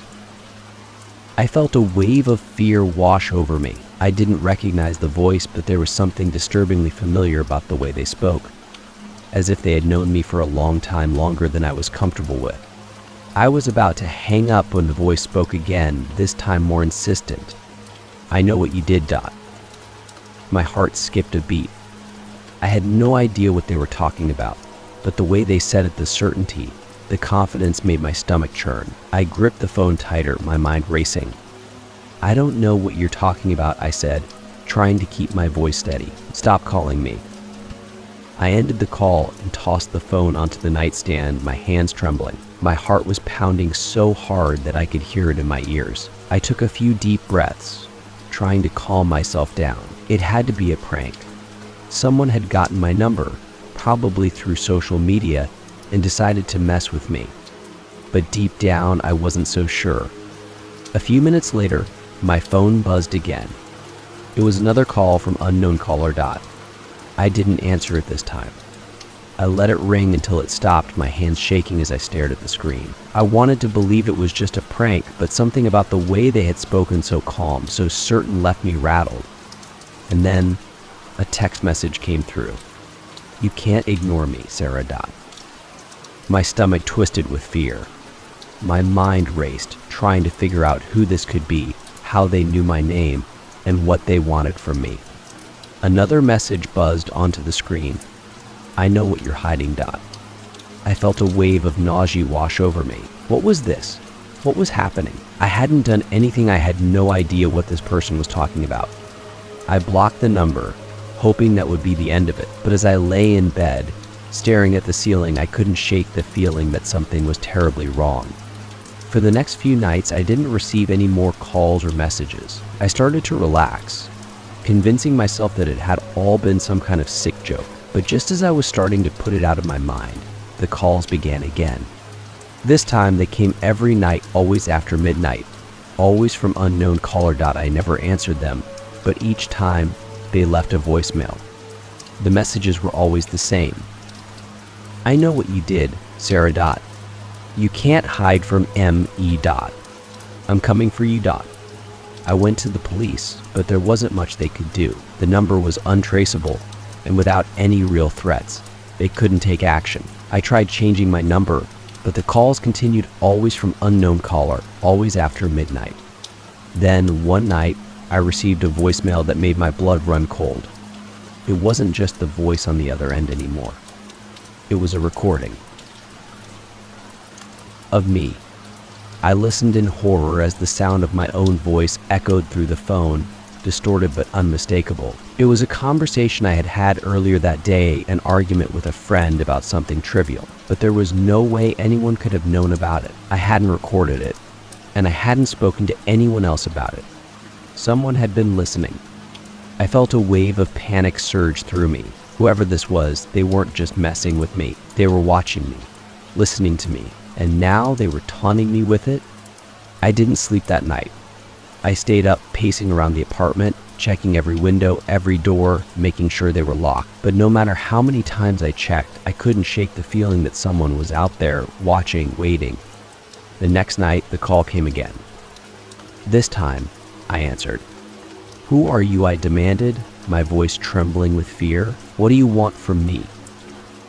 There was silence on the other end for a few seconds, followed by the familiar sound of static. And then, the voice spoke again. "It's too late, Sarah. I felt my heart stop. "I'm already here. I froze, my breath catching in my throat as I scanned the room, my eyes darting to every shadow, every corner. The apartment was silent, but I could feel that something was wrong. Then I heard it. A soft creak, like the sound of a door slowly opening. It was coming from the hallway. My blood ran cold as I realized what was happening. I grabbed my phone, my hands shaking as I dialed 911, but before I could hit the call button, the voice on the other end spoke again. "You can't run from me. The line went dead. I stumbled out of bed, my heart pounding in my chest as I rushed toward the hallway. The apartment was dark, the only light coming from the glow of my phone screen. I moved slowly, my breath coming in short, panic gasps as I approached the hallway door. I reached out, my hand trembling as I pushed the door open. And there, standing in the doorway, was a figure. I couldn't see their face, couldn't make out any details. Just a silhouette, tall and unmoving, standing in the shadows, watching me. I backed away, my heart racing, my mind screaming at me to run. But before I could move, the figure stepped forward, their voice barely a whisper. "I told you, I'm already here.